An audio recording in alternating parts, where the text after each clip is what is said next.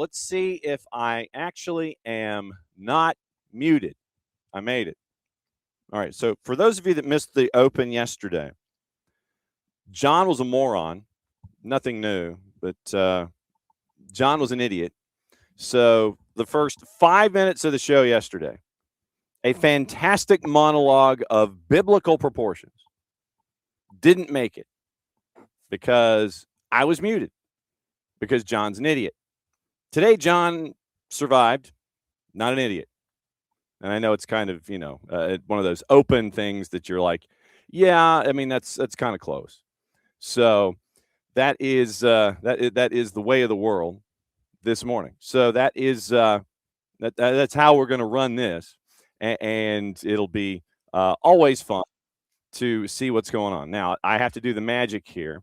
Right now, SDH AM is live. So, and this, remember I was telling you about this yesterday. This is something that I'm going to have to do, and until I clone myself, it's going to be me taking a little bit of time. So opening kickoff may end up being me trying to post the show to other social media. So hang on just a second. Let's see. Looking forward to that and that. And this is incredibly riveting, by the way. I can guarantee it. Okay, so everything from there to here. So this is the thing. You can't do it when you're live. You can't do it before you're live because you don't know the link. And then when you're having to do it, you're having to do it live. And if you were like more than one person, then you could do it. But no, apparently not. So there it is. All right. So that's been posted. And we're now going to be up and running on all of the social medias. 2 of the 3 work off the top, but the third one, you kind of have to wait a little bit. And then I have to wait till I'm live, and then it turns into a bit of a pain. So, all right. So me posting on social media, the third social media to get the show up and running, is opening kickoff. Brought to us by our friends at Black Pitch Coffee. BlackPitchCoffee.com. We start your day with the most important stories in the game and the right way to start your morning. Black Pitch Coffee, part of the SDH community, showing up at events all over Atlanta. Try their home blend made with beans from Brazil and Guatemala, heavy-bodied, notes of walnut and semi-sweet chocolate, and a rich world-class finish. Opening kickoff powered by Black Pitch Coffee and BlackPitchCoffee.com. Okay, here's your rundown for today. Rundown for today is we're going to obviously go over what happened with Tormenta. Morning, Abby. And we will break that down for you early.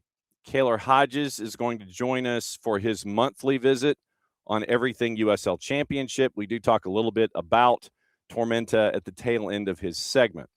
Kacey D is going to join us at 10 o'clock. We're going to go over Major League Soccer, specifically what she saw in Chicago and Houston.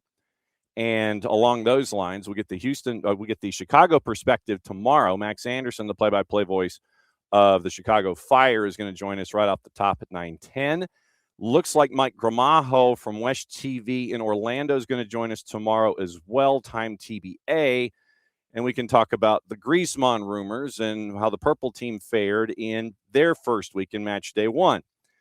Then hopefully we can catch up with the busiest man in the Northeast, Dylan Butler. Also, tomorrow, noon, Red Clay Wednesday. It is going to be a Wintersville special. Tonight, he said, Northgate at Stars Mill, 6 and 8 on the network. I'll be down there calling those 2 matches. It's supposed to be cold as you know what. Low, I think tonight's supposed to be like 24. Then, once again, tomorrow, Red Clay Wednesday, Wintersville Classic special. And I wanted to focus on that one because they're playing tonight. So tomorrow we're going to effort all 4 of the coaches for the Wintersville Classic teams. Lowndes boys and girls, Valdosta boys and girls. That's our buddy Cody Case. And we'll catch up with things and what Wintersville on the football, FUTBOL side means for that particular audience, how it's grown, talk about the 2 programs, what they need, all those kinds of things, and how Region 1-6A is looking with this as a part of Region 1-6A. So that's Red Clay Wednesday, noon to 1, catching up with Lowndes and Valdosta. Then tomorrow, looks like we're getting Mike Gramajo from West TV, Max Anderson's going to be joining us. Hopefully Dylan Butler's going to be joining us. So Kacey D, getting back to today, joins us at 10 o'clock. We're going to walk through her match. And if you haven't, if you have Apple TV, I was about to say season pass, but that was a boo-boo on my part.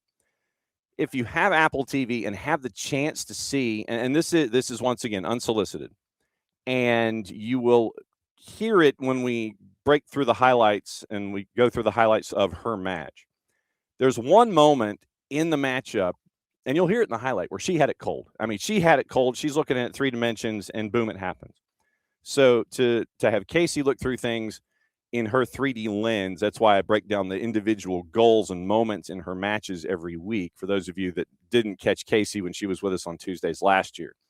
And so we go 3D with Kacey D and break through her goals and go through what she saw in those moments and analyze what she saw in both Chicago and in Houston. Like I said, Max Anderson set to join us tomorrow to get the Fire perspective from the offseason and getting ready for everything there. It looks like Chris Doran, the play-by-play voice in Columbus, is going to be joining us on Thursday morning, bright and early, leading into the Power Hour with Nino and Nico. And that will be a part of the Thursday programming, getting us ready for Friday. Ryan Feigert, play-by-play voice of FC Dallas, is going to be joining us at 10:30 on Friday. Our voice from Major League Soccer hopefully will be joining us at 10 o'clock on Friday. That's their regular space. And then our friends from Beyond Goals Mentoring joining us at 9:30 to get you ready for the weekend. That's the rundown as we know it, constantly in flux. After Kacey D drops at about 10:30, we'll go through the league as it appears with USL League One, 2 weeks away from their start, 2.5 or 3. We'll look at the league there, get you ready for AM news. You've got Champions League today. You've got the Triple C today, CONCACAF Champions League. So we'll get you ready for your day, and we'll look at the league. We'll look at USL League One also in the 10:30 segment, getting you ready for the rest of your day. So that's the breakdown of the morning, and cannot thank y'all for being a part of things as we rock and roll here on a Tuesday. So you look at what we have here with Tormenta, and obviously the news broke yesterday afternoon, middle of the afternoon itself. And if you missed the written piece that Jason put up at soccerdownhere.net, I would recommend it. I would recommend hanging out and taking a couple of minutes and reading that piece. So the statement came out yesterday about South Georgia Tormenta, and they're not going to compete in the 26 League One season. Paragraph 2. Over the past several years, Tormenta FC has grown alongside our community and reached meaningful milestones on and off the field, including bringing Statesboro its first professional championship in 2022. Well, proud of what's been built together across South Georgia. While the professional team will not compete in 2026, Tormenta's FC youth and academy programs will continue to serve players and families throughout the region. The club remains committed to supporting the growth of the game at the local level. We are deeply grateful for the unwavering support of our fans, partners, players, the entire Tormenta FC community. We'll share additional information about the club's professional team at a later date. So that was the statement that was made yesterday afternoon, came out, 9 and so 5 added, so like 2 o'clock yesterday afternoon. And so that was when we got on our horse to try to break everything down with Tormenta and see what it means for USL League One going forward. And the early compacts now at garbage. Okay, so nothing like getting a bot early on to break your momentum. So compacts, blah, blah, blah, you've been blocked. And yeah, I guess it's a bot. Yeah, so yeah, nothing like a bot off the top. That's the first time we've had a bot off the top of the show in a long time. Michael, to answer your question about travel, it is one of the more difficult factors that is attached to, honestly, League One right now. League One one of the things that League One has tried to do, and one of the calling cards to League One when it came online, was the notion that it would be fairly regionalized, where you would have you would have the rivalries, and as a way to trim cost. You would have your rivalries in your part of the country, and you might not see folks until a later time in the year.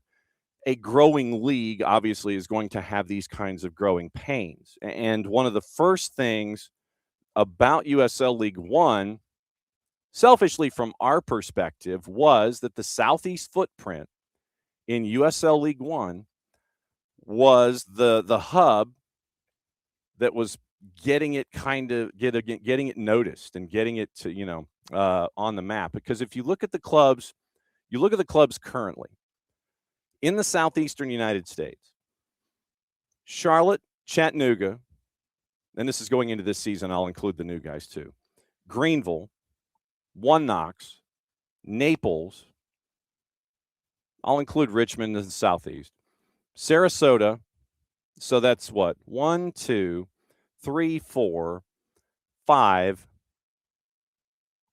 6, 7 clubs, and it would have been 8 with Tormenta, but 7 clubs currently in the league in 2026 of the 17. It would have 8 of the 18 if you included Tormenta in that discussion. But because the Southeast built itself out so well, you're also having to deal with, and this is something I would love to have. Morning, David. This is something that I would love to have as just as a comparison. And if I could get away with this anonymously, I would. For the 8 clubs /7 in the southeastern United States, I'd love to know what their travel costs are. Because you are going to, in the West, and the West is the other footprint that seems to be gathering hold over time, because if you look at 7 of the 17 being in the Southeast, then you've also got AV Alta and Boise and Spokane building out in the West. So they have their little rivalry happening. And then you have, of the 4 clubs currently online coming up in the next couple of seasons, you would have 21 clubs. 9 of them would be in the southeastern footprint. You're adding 2 more in the state of Florida. But then you're adding a 4th in the Pacific Northwest, Sporting Cascades out of Eugene, Oregon. So you had 13 of your 21 clubs. 9 of them would be in the Southeast. 4 of them would be in the Western time zone, the Pacific time zone. 3 of them would be in the Pacific Northwest. Then you add AV Alta. So that's 13 of your 21 clubs, say by the year 2028, that would be in either of those 2 footprints. But traveling from one to the other to have a consistent schedule is the difficult part in this. Like I said, I would love to, and I would do it anonymously, and I would report it anonymously if they would give me the numbers, just as an idea. Because going from, and we'll use Tormenta as our example, going from Statesboro to Boise, let's just say last year. Let's do a last year travel, because this year's travel, it's probably would have been a little bit more adventurous. So if we were to go to AV Alta, or actually tell you what, let's go to Spokane. So let's use Spokane as our example. So let's just, as an idea,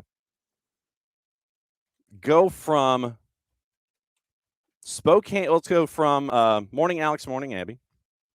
Let's go on a flight, shall we, from Statesboro, Georgia, which is basically Savannah, to Spokane, Washington.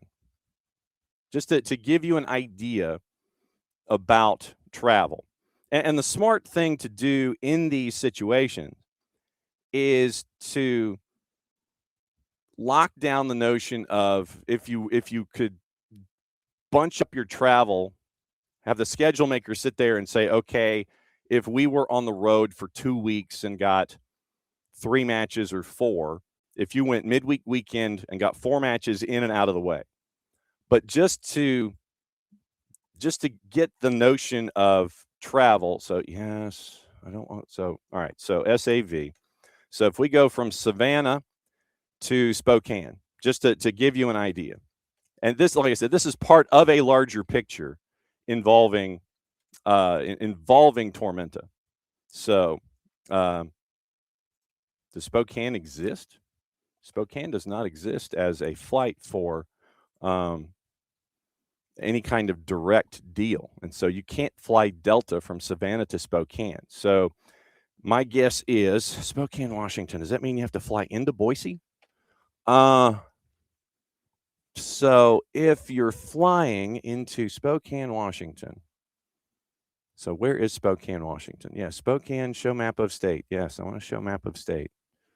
So that's not nice. All right, so that's not helping me out. But I would imagine that if you are going from, say, if you're going from Spokane, you probably are having to fly into Boise, which would help because Spokane and Boise would give you a natural rivalry. So if you go from Savannah to Boise, just to give you an idea, and if we wanted to fly out if you wanted to fly out Thursday, because you're probably doing 2 matches in a week. So if you went and you spent a week out west, you fly from Savannah to Boise, just to give you an idea. And this is, like I said, and this is obviously under the 2-week window. But to give you an idea, you can fly from Savannah to Boise with one stop, looks like. So to get that seat, it's $1,029, and you're connecting in Atlanta. So basically what you're doing is you're flying from Savannah to Atlanta and from Atlanta to Boise. It's anywhere from $1,029 right now. And that's probably, like I said, this probably isn't a fair assessment. So let me adjust the schedule. Let me adjust the schedule outside the 2-week window. So if we go from, say, the 12th of March to the 19th of March, if you got to play 2 matches on the road in Boise and Spokane, you do that. 1 passenger from Savannah to Boise outside the 2-week window. And our friends at the Red Triangle airline that you're asked to fly their jets, they're working. Okay, so this is better. But you're still going from Atlanta to Boise. You're going Savannah, Atlanta, Boise. It is 7 o'clock going to Atlanta. Then you're going to Boise. So 7 o'clock, you are spending 7:07. You're spending 8 hours on 2 planes to go from point A to point B, and it's $609 a person. If you're doing this to spend a week, if you got 2 matches, if the schedule maker said midweek weekend, Spokane, Boise, then you're flying out of it. You're flying from Savannah to Hartsfield to Boise, match in Boise, match in Spokane. The flight to get you to Boise is $609 a person. So if you were to have a traveling party of 20, that's team, administration, subs, necessary personnel. 20 times 609, that's $12,000 on flights, and I would imagine you probably could get a deal. So some places you can drive to, most of the places in the U.S. you could drive to. If you wanted to fly to Naples, you probably could. You want to fly to Sarasota, you probably could. You're probably driving. And if you're the schedule maker, you should combine Naples and Sarasota on a road trip, midweek weekend again. But just to give you an idea, 1 trip to Boise, Idaho this season to take on AC Boise and hopefully take on Spokane Velocity. It's over $12,000 if you don't get the bulk deal or if you don't have a deal with an airline. That's $12,000, 1 trip, 1 week, if the schedule maker wants to do more than one thing at a time. Travel costs astronomical. So it's not going to be that each and every time, but if you were to sit there and say, okay, I've got to fly to Westchester. You're flying to Atlanta, you're flying to New York, you're bussing or vanning your travel party of 20 to Westchester, Corpus Christi, Madison, Wisconsin. These are places that are difficult, and you've got to get into them in specific times. You're flying to Westchester. You're flying to Omaha. You're flying to Spokane and Boise. You're flying to Sarasota, unless you're flying to either Sarasota or Naples and you're busing to the other before you turn around and come home. And if it's one leg and then coming back from a separate airport, that's more expensive. You're flying to Richmond. You're definitely flying to Portland, Maine. So let me check that one just for the sake of checking destinations. Portland, Maine. All right, so PWM. Remember that one. So flying to Portland, Maine from Savannah, once again, outside the 2-week window. Like I said, this is just taking the folks that are based here in Atlanta, flying their jets, going where we need to go.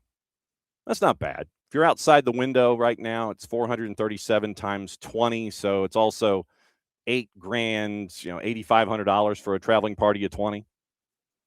But you're flying to Hartsfield, and you're flying directly to Portland, Maine.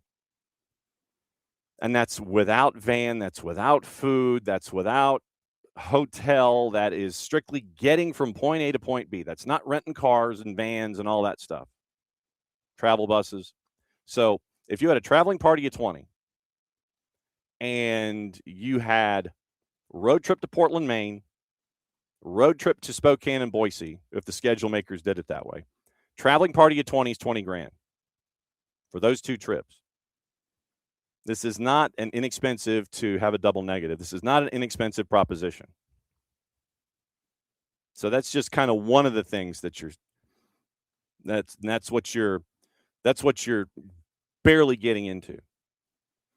Like I said, that's just putting folks on planes and getting them to point A to point B outside the 2-week window. And obviously you'd have your schedule and your travel itinerary, but like I said, not meals, not hotels, not vans to get you from point A to point B.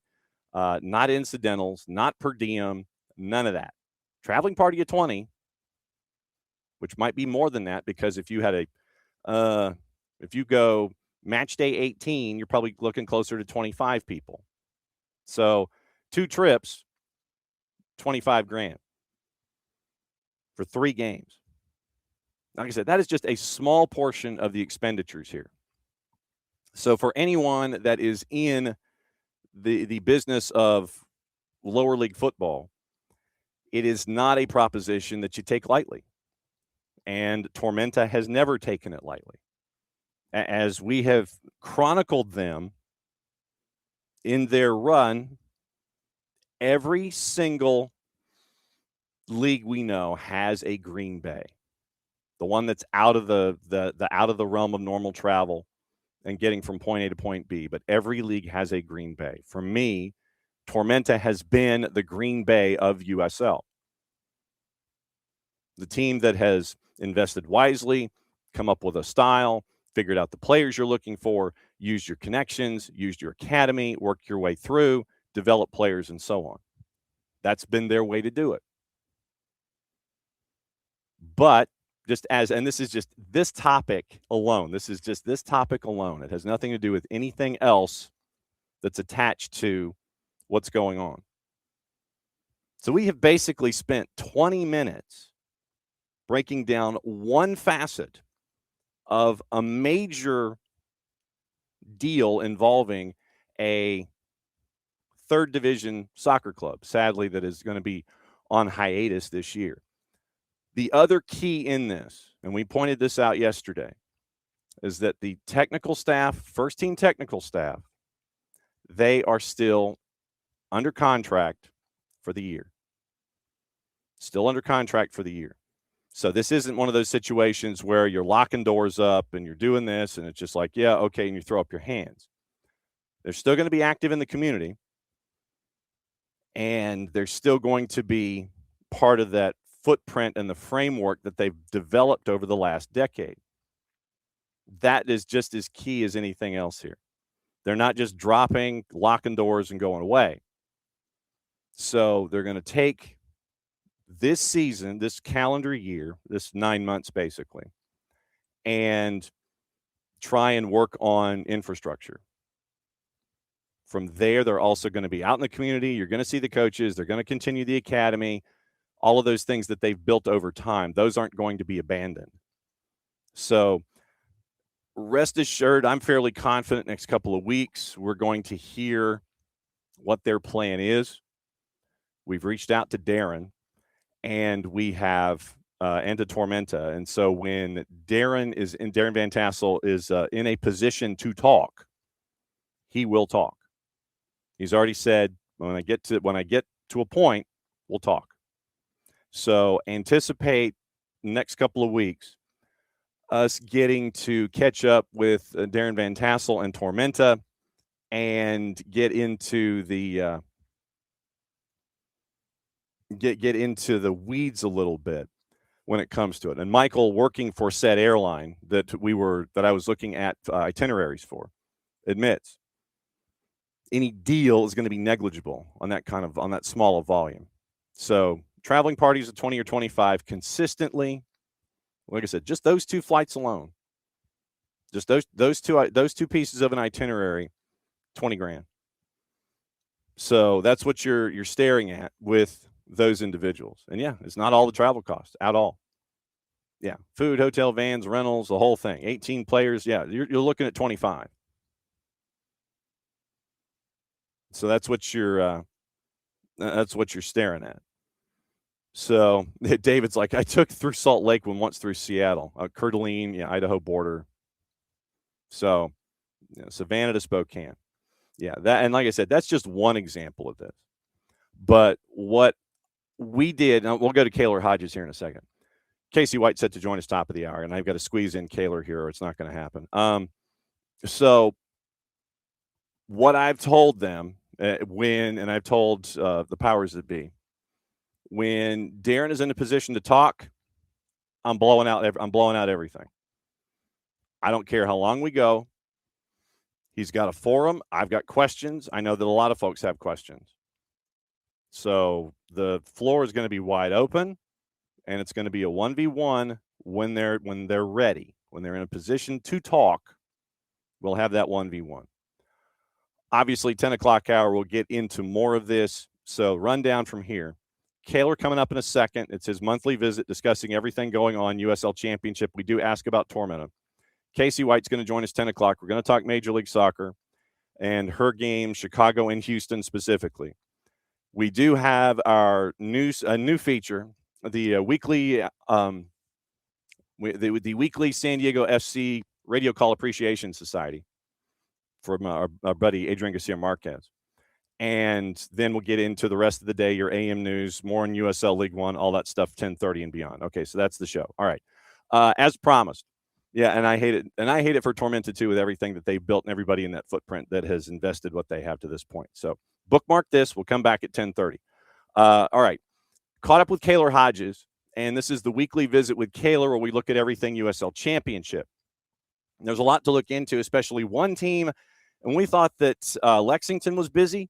Somebody else incredibly busy as well. And this is just like in the last week. Here's our rundown of everything going on from at Kaylor Hodges, at the USL show, at USL Championship. Here we go.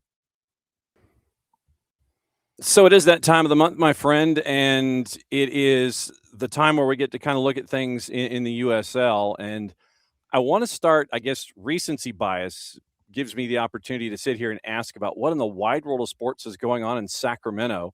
It's Memo, it's Mark Anthony Kaye, it's front office. Are they going to stop signing people every single day that we're going to have a discussion about Sacramento?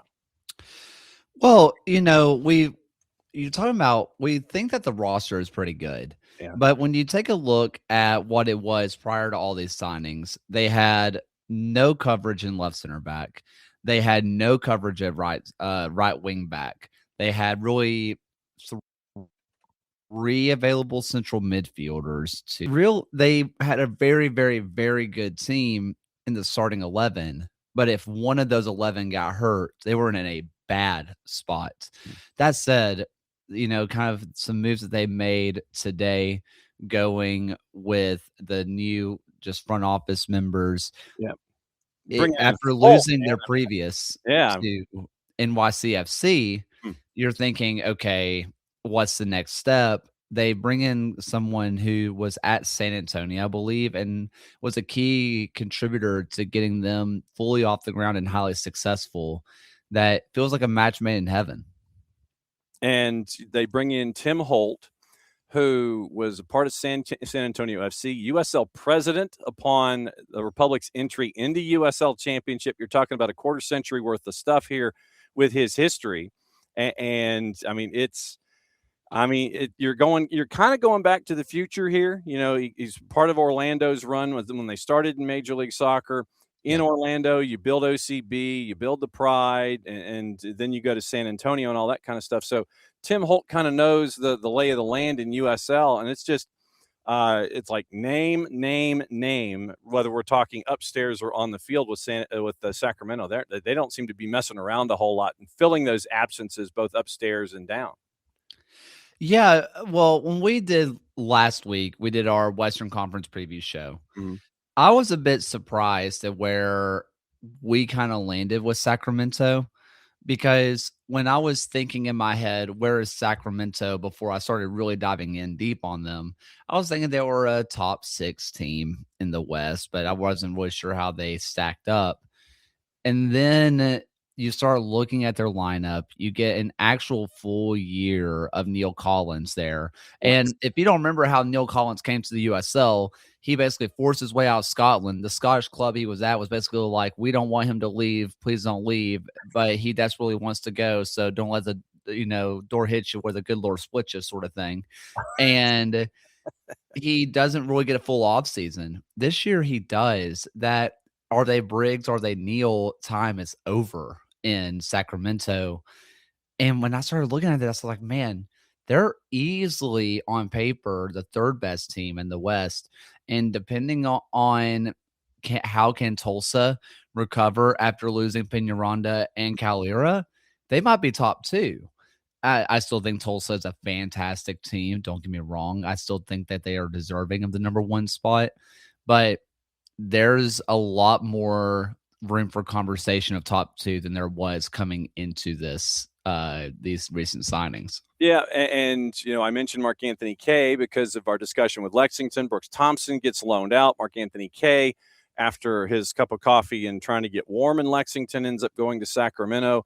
I'm hopscotching, I admit it, just because it's like squirrel this time around with USL Championship. Of course. When you look at what you're seeing at Lex, it's like you saw all those pieces that they brought in. Now things are kind of settling with a couple of weeks to go before the regular season. What do you see with Lex after this initial rush, and then pieces being sorted out to various other clubs?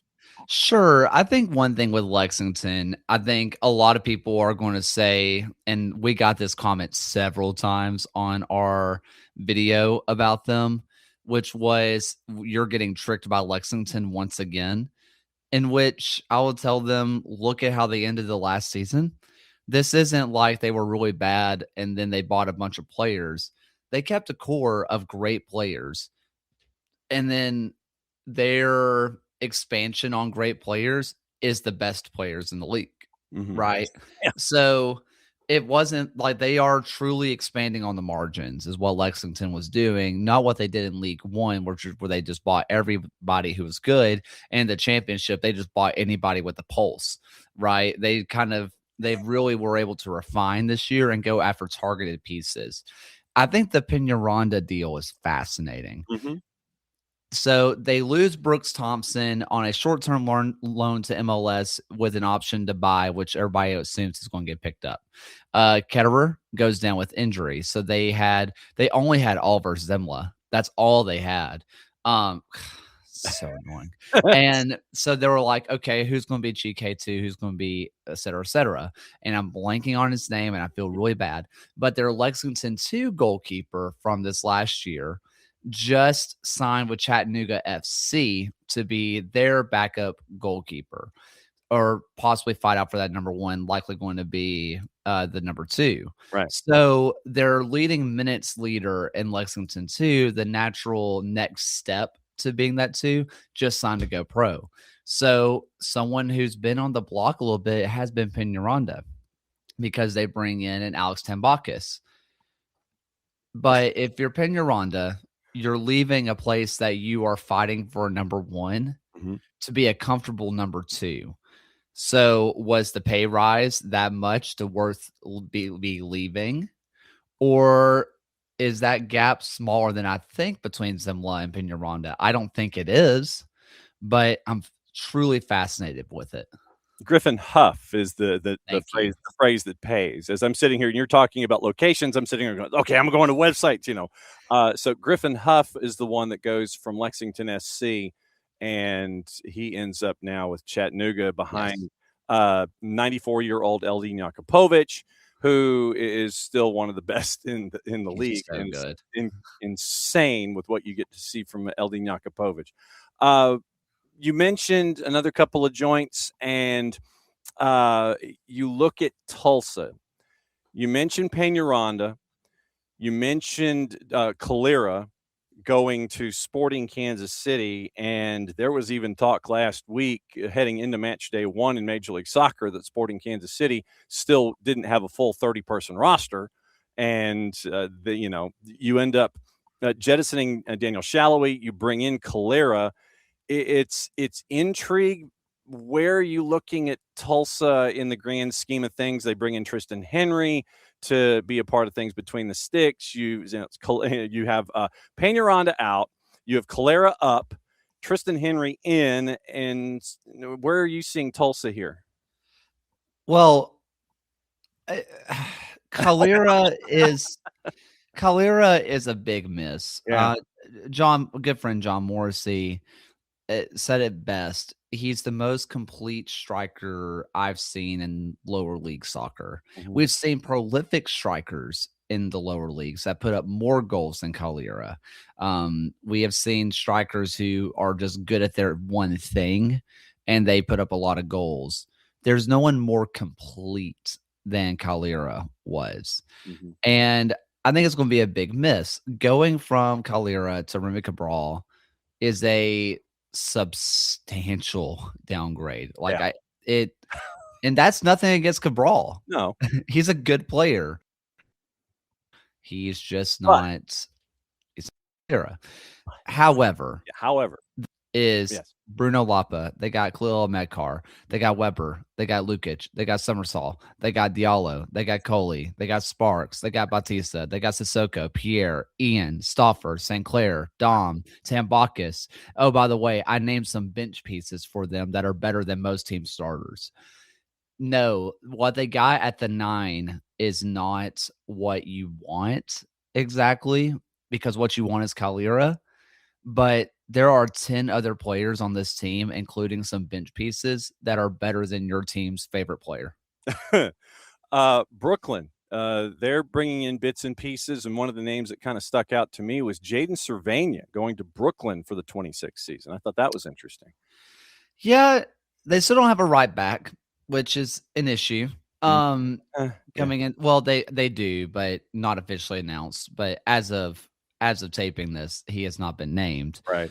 But Cervania fills out that left side where after graduating from the Legion Academy, he goes on to North Carolina FC and he really breaks out there and he kind of floats between starting and not starting in a really star-studded North Carolina FC team. May they rest in peace. Mm-hmm. And now I'm really interested how Cervania and Alves and Hundal and Maglione can really connect together because I'm not sold on the roster as names, Right. but you see the vision on how it can to the Okay. point that LeBlanc may not need stars to make this team click. I'm not going to call it Pittsburgh-esque. They're not going to be that defensive, Mm-hmm. but it's the Bob Lilly making names that seem like a ragtag bunch of players work. I see the vision here. Okay. You get system dudes, huh? A lot of system guys that I really see what they're going for, Mhm. and I'm excited to see how it works. Am I convinced that they'll be competing for the playoffs this year? Yeah, they could compete for the playoffs. Are they going to be finding themselves above the seventh place. The way they're going to, if they make the playoffs, they'll have to go to Lou City or Charleston, which never goes well for really anybody unless you're Detroit City. They always seem to do fine. But everybody else, that's not a great task for them. Yeah. But in year one, you happily take that. Yep. Taylor Davila signs an extension with Lou City. Everybody, unless you really want to make a move away from Lou City at that particular point of your career, you're happy. You're chilling in Lou City. You're good. Everything's cool, and Lou City just continues to reload. John Berner ends up in Charleston, I believe, as a part of their keeper core. And kind of rounding out everything here in the Southeast, Romario Williams to Birmingham. I thought that was interesting. Yeah, Romario Williams. He's looked good in friendlies. He has been very much in my brain the Stefano Pino like player. Yeah. Older guy, maybe a little past their prime, but class is still there, right? He's not going to be able to sprint up and down the pitch like he once could. No. He doesn't have the legs he once did. But if you're looking for a big body who can hold up play through another player like a Tyler Pasher, like a Sebastian Tregarth, or even a Ronaldo Damas, if you're looking for a guy like that who can play them through, he's great. If you're, from what I've seen from him, like a Pino, which is why I'm making this comparison, it's 80 minutes into a match and you need to get and let him sit up top and win a header, poach something at the back post. There's players that you really trust to finish like he can.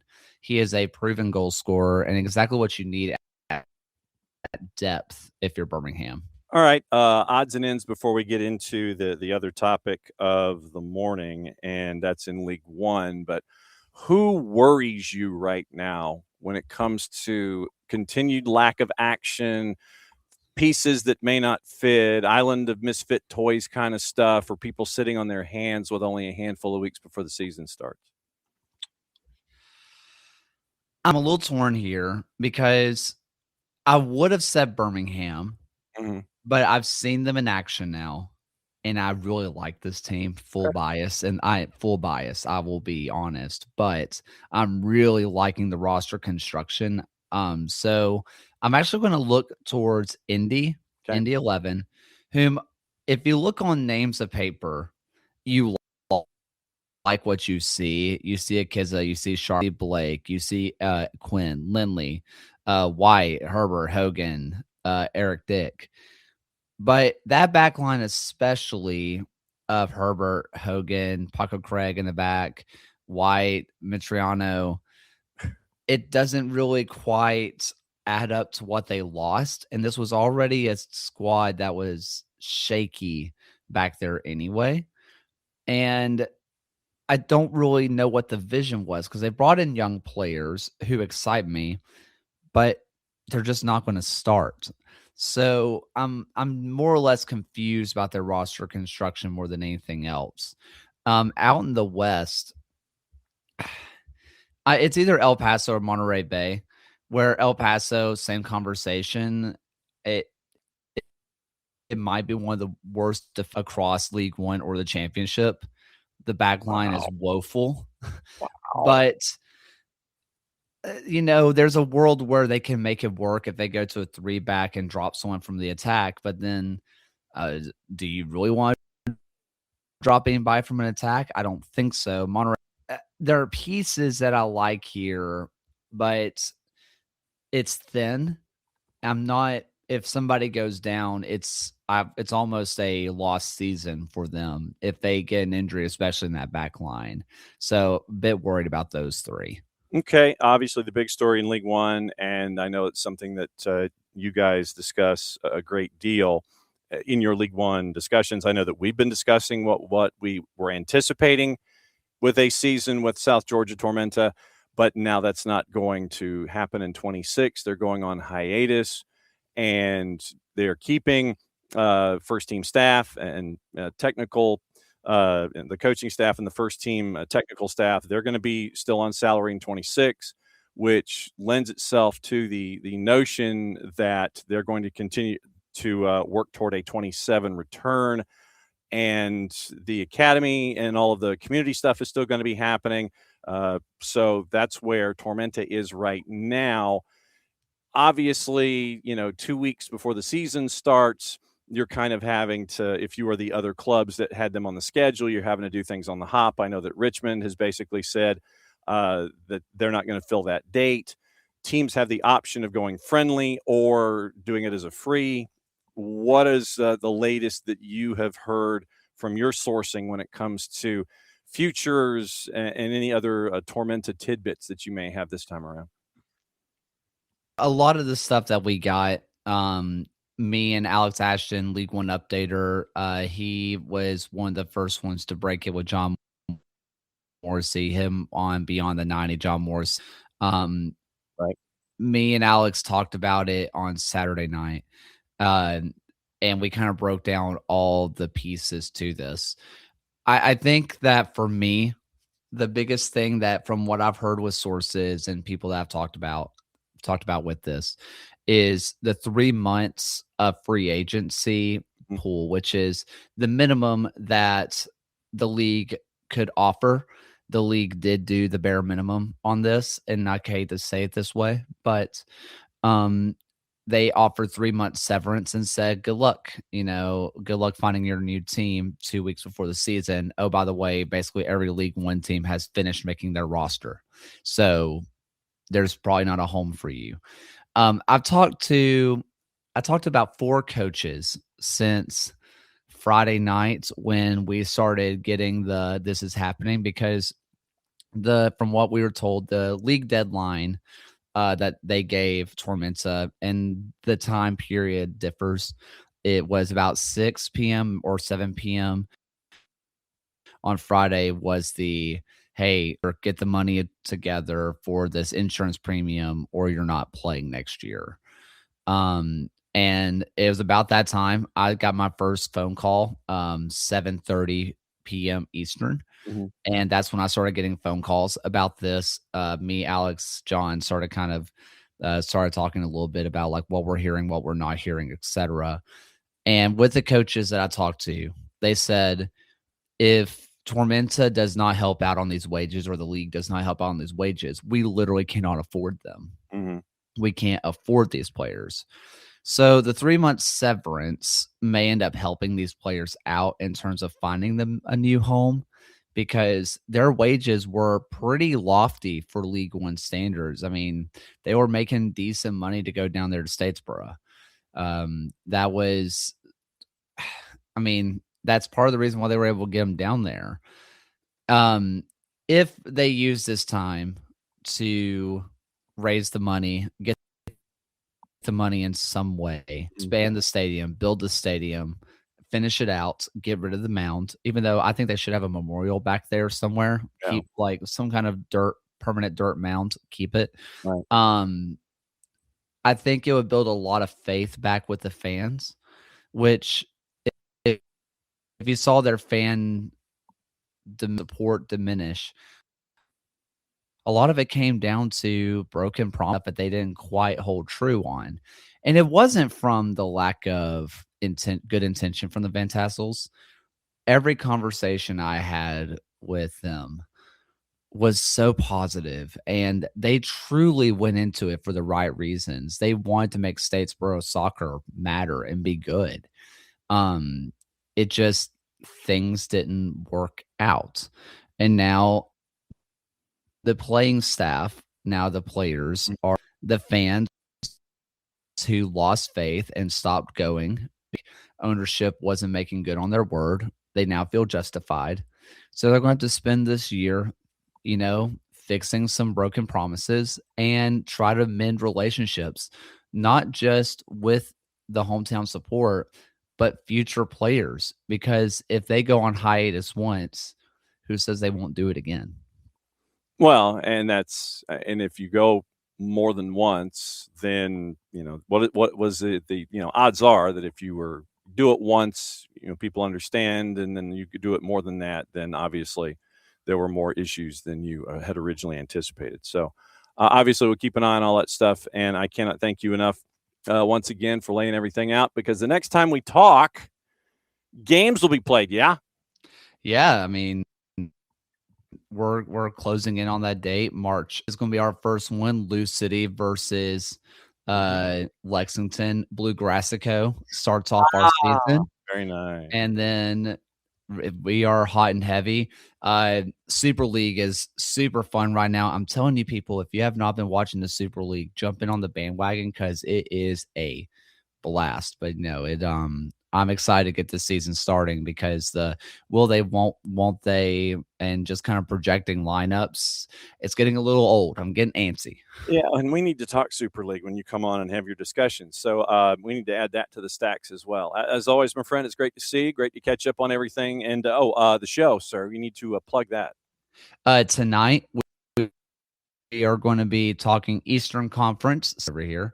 So we're going to be doing the full Eastern Conference preview show. Every single team in the East is going to be talked about. Last week we did the Western Conference preview show. So if you want to your favorite or least favorite Western Conference team, not only do we have it in a podcast form, but we have them in individual videos, and we made it too. And next week we will be doing League One. So if you want to find out about all the teams that Tormenta would have played, you can check that out next week. As always, my friend, great to see you. We will catch up with you next time. And remember, and remind me next time, we got to talk Super League in addition to everything else. So that way our conversation goes that much further down the road. Good to see you, my friend. Kaylor Hodges from at the USL show. And so always good to catch up with Kaylor and find out what's going on in USL Championship and in Super League. So Super League, I am remiss. I am absolutely remiss not discussing Super League. That is totally on me. And I've got to be better about that. I've got to be better about the USL Super League. So the USL Super League right now, by the way, it's first season for Stacey Blom and Sporting Jacks. And right now after week 20, it is Sporting Jacks on top, first team to double-digit wins. They are 4 points ahead of Lexington SC, and then it's everybody else chasing after that final playoff spot. You've got right now, it is Trinity and Carolina. They are north of the playoff bar in the Final Four. Zephyr are a point out. DC Power are 4 points away, as are Brooklyn, but Brooklyn's got a worse goal difference. Fort Lauderdale has an even worse goal difference, and they've lost 4 of 5, 1 point in their last 5 matches for Fort Lauderdale United. And the Tampa Bay Sun, they are at 15 points, 8 points out of the playoffs with a record of 2-6-9 after 17 matches played. But it is a race to get into the playoffs, 3 through 8 separated by 3 through 8. So 6 teams separated by 5 points to get into the playoffs right now. But it is Sporting Jacks and Lexington SC, and they're the 1 and the 2, and they are well clear of everybody else. So that's the rundown of USL Super League. I need to be better about that. So that is me, and that's $1 in the jar. Okay, it is almost 10 o'clock. I'm going to filibuster right until 10 o'clock. So when the clock hits 10 o'clock, then I'm going to bring in Kacey D, because this segment with her, it's going to be at 10 o'clock this year. So on match weeks and match week coverage and everything, Kacey D is now at 10 o'clock Eastern time. Last season, we got her up way the heck early on Tuesday mornings, and she came in at 9:15 and was an absolute trooper about it. And she has asked, and we were like, yeah, no bueno. I mean, that's an easy one. That's an absolute no-brainer to have you come in at 10 o'clock. So it is now 10 o'clock. So that means one thing. It's time to catch up with Kacey D and find out where she be. She was at Chicago and Houston. And last week with Chicago and Houston, it was fun to see what Houston has with all the money that they've spent. And it has been an adventure, and she got to see what is going on with Houston first and foremost, because they're bringing in folks. They are bringing in a lot of folks. All right, so let's see where Kacey D be. Oh, I see plants. Okay, so she's at home. All right, so here we go. Kacey D. Hi, good morning. Yeah, see, are you digging this 10 o'clock thing a lot better than the 9:15 from last season? I am. Early in the week after travel, that extra little time just really puts me back together. So thank you, John. Oh, absolutely. No worries. So how's the Orange Fitness Contest going, by the way? It's going great. We did not plan this, people. I have my Orange Theory jacket on today. But it's going great. And I didn't realize how many broadcasters actually do Orange Theory. I did it in my low 30s for 5 years straight. And I took a break. I'm back. So I'm loving it. Okay, just checking because for those that may not know or may not follow KCD on her socials, she is in an Orange Fitness contest challenge kind of thing with friends and who might be turning into frenemies at this point. So that's yeah, you are far braver than I am when it comes to this stuff. All right, so I want to start our discussion on Major League Soccer this week with your match. Okay.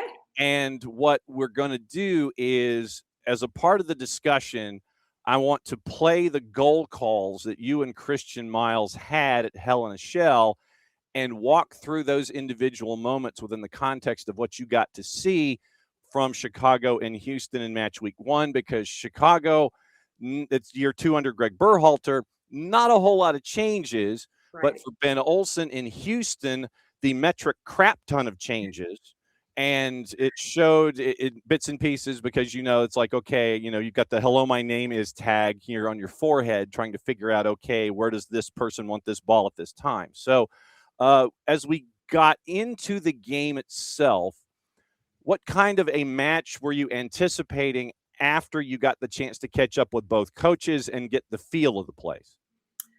Both coaches sent the message that they were going to press really high, put teams under the opposition under a lot of pressure. And we didn't really see that necessarily from the beginning, which I expected though, because it being the first game of the year, there was energy, but still trying to figure out, like you said, partnerships, how that was going to work and everything. But what we didn't expect was a different system from Greg Berhalter. He went into a wingback system. There was the absence of Jonathan Bamba, Andrew Gutman, Jack Elliott. So there were a lot of big players missing for the Chicago Fire. So they actually adapted from a defensive side into a different shape. So that kind of threw a little bit of a kink in things early on of how were they going to match up was a little bit more unexpected than we originally thought. And you didn't get anything on the board until the 31st minute, and it ended up with Chicago getting the first goal on the board. Hugo Kuipers gets the first score of the season, and you might recognize the voices on this one, courtesy of our friends at Apple TV and Major League Soccer. Sviatchenko. Bogusz. Oh, and it's a big giveaway from the ball. It's opened up. It's Kuipers. 1 against 2. Hugo Kuipers, and it's Kuipers! Absolutely brilliant from the Belgian. He's back, and the Fire start in brilliant fashion. 1-0. And he makes no mistake the second time he gets into the final third. He goes in the 1v1, faces up in the back line, and goes with the left foot. A lot of players would go to that far post, but he realizes he just has to beat Jonathan Bond as he's stepping towards him. He goes with power, and he puts it away. All right. That was an awful giveaway by Mate Bogusz. I don't care what anybody says. That was bad news. That was bad news Bears stuff from Bogusz out of the blocks. It was. The second it happened, and there's not a live camera in our you need one. You need it. It would be great. Sometimes we'll video ourselves just to get some inside footage for everybody. But my head just went like this. And still, credit to Kuipers. He had to go 40, 50 yards and be able to score a goal. But Jack McGlynn had given it to Bogusz for a second time and was trying to get into an advanced position. But yet Sviatchenko was all the way wide. So then everything was so expansive. So that you have to protect the ball there. So it was definitely a bad giveaway, but Kuipers did a great job in the 1v1. I was pretty impressed. I did not think it was going to turn into a goal. I thought it was going to be a bit of a iffy moment, but the goal was really nice from him. I need you to put your coach's hat on for a second. Let's do it. Okay, so proper weight on passes. This is something that I have seen in pressing situations that has turned into turnovers and has turned into moments going back the other way. So what I mean by this is, on offense, I am seeing more often than not, and it might be just something as simple as getting adjusted to the surface that you're playing on and understanding, is it wetter than normal? Is it wetter than it was when I was there initially? Is nothing happening? How do I lay this out on this surface compared to others that I'm used to? I'm seeing in soccer across the board more passes that don't have the correct weight on them turning into opportunities the other way. How do you remind players, or how do you reinforce the idea of making sure that, okay, that's a great idea, but I need you to have your head screwed on straight here and make sure that the proper weight is there so we can maintain possession? One of the things that has to be communicated to players at all levels is that part of communication is the type of ball you give. It doesn't always have to be verbal. So if I'm playing a ball as simply as take the weight of it out, but to your right foot, I am telling you most likely that there's pressure off your left side. That's how good I should be technically and in my decision making of how I distribute balls to you. So direction is important. Pace of pass is important. So sometimes when a player is going to be under a lot of pressure, I don't put as much pace on the ball and you've got to put your foot through it just to get it out. I might be more of a set type of pass that's not a pass, rather than getting it to you quick with pace where you've got to control it under pressure and then be able to clear. So you really can communicate through the way that you distribute. And that's something that I think is a constant reminder for players.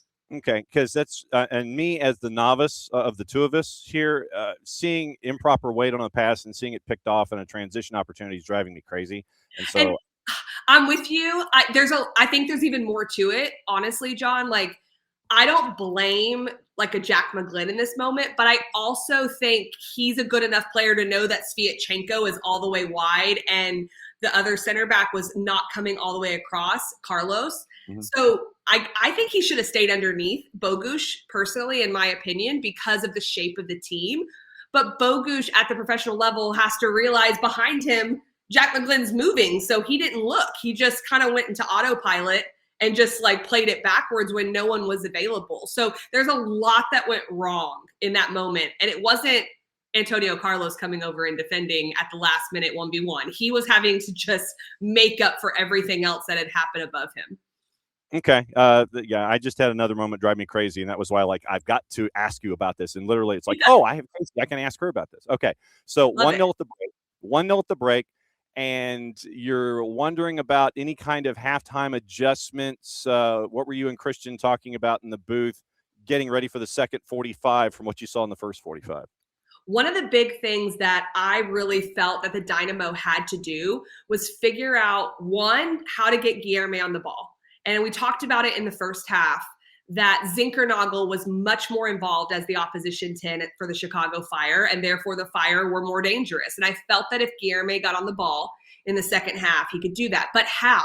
There was a big pocket of space behind Davila of the Fire, which was right in front of that back line of 4, or it actually ended up being 5 at times. That space in front of Joel Waterman was a really big space, but how Guilherme and Ponce manipulated that together, I felt was going to be really important. So if Ponce comes to the ball, Guilherme's got to go, and vice versa, to make Chicago make decisions. Because in the first half, they didn't ask any questions of the Chicago Fire back line. And they did in the second 45, and we have the evidence to prove it. Starting in the 67th minute, and I mentioned to folks in our open when I was teasing your Tuesday visit, the one call, I think it's this first goal coming up, where you were almost clairvoyant. You had the soothsayer hat on, the fortune teller hat on, and literally you're talking about Ezequiel Ponce and connecting with Guilherme, and I'm like, she had that nailed. So here's the call and the setup for it that made it 1-1. Guilherme's first goal on the evening at Hell in a Shell, once again courtesy of our friends at AppleTV and Major League Soccer. Only won 5 of those here on home soil in 2025. Here's Ponce. But that's what I like from Ponce right there, and this is why. Short line, Guilherme, he's in. He's gotten goal side. This could be it. Guilherme! Welcome to Major League Soccer!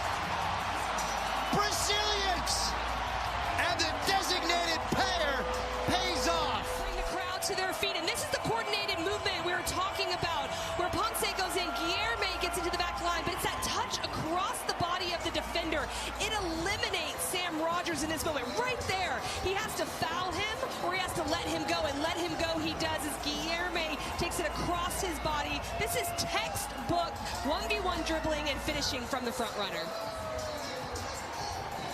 Composure, accuracy, deadly.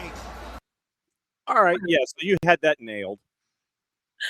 I absolutely loved this goal. I was so excited when this happened because it was the coach in me that at halftime I was talking about coordinated movement and pull out Waterman, pull out the center backs. Like, they've got to do something to make them uncomfortable. And yes, Jack McGlynn had to technically execute a pass from 20, 25 yards to set up Guilherme, but it was all that movement before. Then there was so much in the finish and the dribbling. I just thought this was an all-around tactically sound goal and technically executed very well on all fronts. Yeah, and like I said, as I was seeing that played back, I'm like, yep, she sees this in 3 dimensions. It's literally, she's playing Vulcan chess here on that one. That tied it up at 1.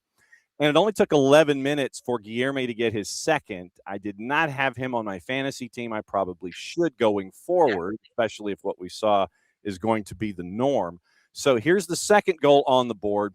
11 minutes apart. Guilherme gets a brace. Once again, Apple TV, Major League Soccer. Bogusz, Bogusz, head up. Lovely first touch. Turn and fire. Belted in, Guilherme. He cleans up the mess. Houston skyrocketing in Space City, USA. It's the Dynamo 2, the Chicago Fire 1. In Houston, Texas, and there should be that, because look at that touch from Ezekiel Ponce. It's a great save from Chris Brady, but the tracking just not occurring for the Chicago Fire. Love the follow-up from Guilherme as he goes in. He keeps it low. He's the one that's alert, and so often the most alert in the penalty box, whether it's defensively or attacking-wise, they're the ones that reap the benefits, and it's the Houston Dynamo in this moment as they take the lead. I've never been alert before, so for those who have been alerts, I'd love to know what that's like. My 10 a.m. time gets me more alert here, so we're good. We're good. That makes one of us. I'll bestow that upon you. All right, so break down this second goal for us for Guilherme and what separated Houston in this one in the second half. Hunger. It looked like hunger for me in the second half, and that's not a knock on the Chicago Fire. They're up 1-0. It's kind of interesting how you attack the second half, but they did not look ready to go. And the Dynamo, even Bogusz, who didn't end up scoring, he hit the post at one point. Ponce, I thought, had a pretty lively first half for the Dynamo, but the second half, all 3 of them just looked hungry. And what I mean by that is, like, their movements to get the ball, they went and got it themselves. They weren't hesitant off the dribble. They were just constantly moving and going all over the field, especially in the attacking third. And in this goal, yes, the alertness I touched on from Guilherme, where Chicago had just made subs off the right side, and they didn't seem alert enough, and Guilherme was. But Ponce, the touch he made, like, as he's twirling around with pressure in the box between 2 defenders, unreal. And none of that happens if he's not able to bring that down so softly. And when you bring it down softly, defenders kind of freeze. They're kind of like, oh, that was pretty good. I can't just destroy you in the box now. And so he gets the shot off. And it was a great goal. And I have to give Christian Miles shout outs on these goal calls. I thought he was, well, I was going to say brilliant. He said Brazilians from Guilherme, and I about lost it. I thought it was like the best thing ever. It's on social media now. And but Christian's such a joy to work with. And but he had some great calls on that as well. So I'll have to remember Brazilian. We'll have that as a hashtag. It was amazing. I loved it. All right, so starting 11s in this matchup for Houston, it was Jonathan Bond in net, and listed as something 3-4-3-ish, but whenever the whistle blows, that's perfectly fine. Halter, Carlos, Viachenko at the back, Anali, McGlynn, Buzat, Holmes in the midfield, and then your attacking 3, Guilherme, Ponce, and Mati Bogusz. Guilherme finishes with a 9 even, courtesy of our friends at SofaScore.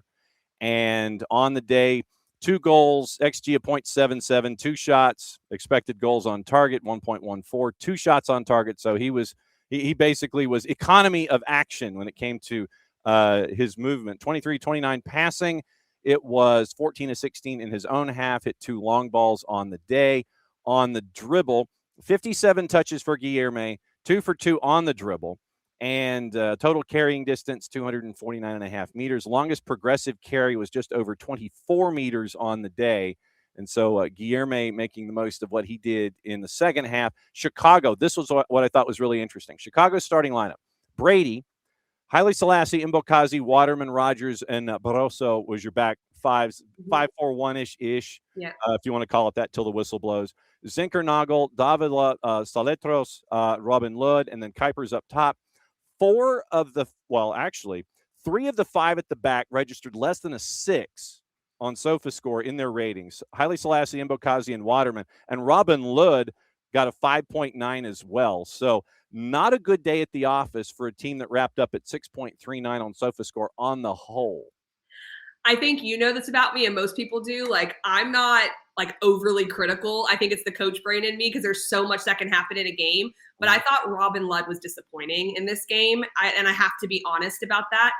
We all know what he can do, and I don't expect that to go throughout an entire season because his body of work does not show disappointment. It shows the ability to impact, but he was not overly impactful in this game. So I'm not surprised by that.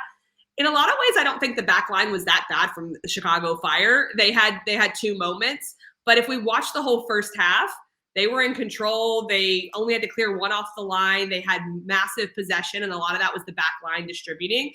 But everyone forgets about the first half. If the second half goes the other way, no one cares anymore. And that's a big lesson for players. And they know that, but sometimes you just got to be reminded of it, that half done isn't done. And I think they got caught out. Defensive contributions for Robin Lod, I can count on one finger. 1 defensive contribution. It was a clearance, 3 recoveries, 3 of 11 on duels on the evening, 3 of 10 on the ground, 3 fouls. He had 1 dribble passed. This will be a question that I will ask each and every time this season in this segment. And this, once again, is the coach hat being put on you from these 2 teams. We're going to have Max Anderson, play-by-play voice of the Fire, coming on tomorrow. But no match that you win is 100% good. No match that you lose is 100% bad. So if we look at these building blocks and look at Houston winning, okay, yeah, great, fine.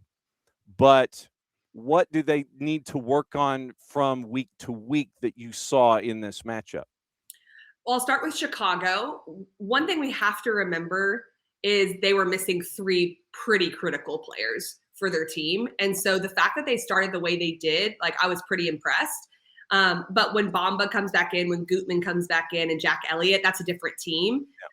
So I don't think it's all doom and gloom for the Chicago Fire because of that. It's just the way it unfolded was something that I'm sure Greg Berhalter is not overly ecstatic with.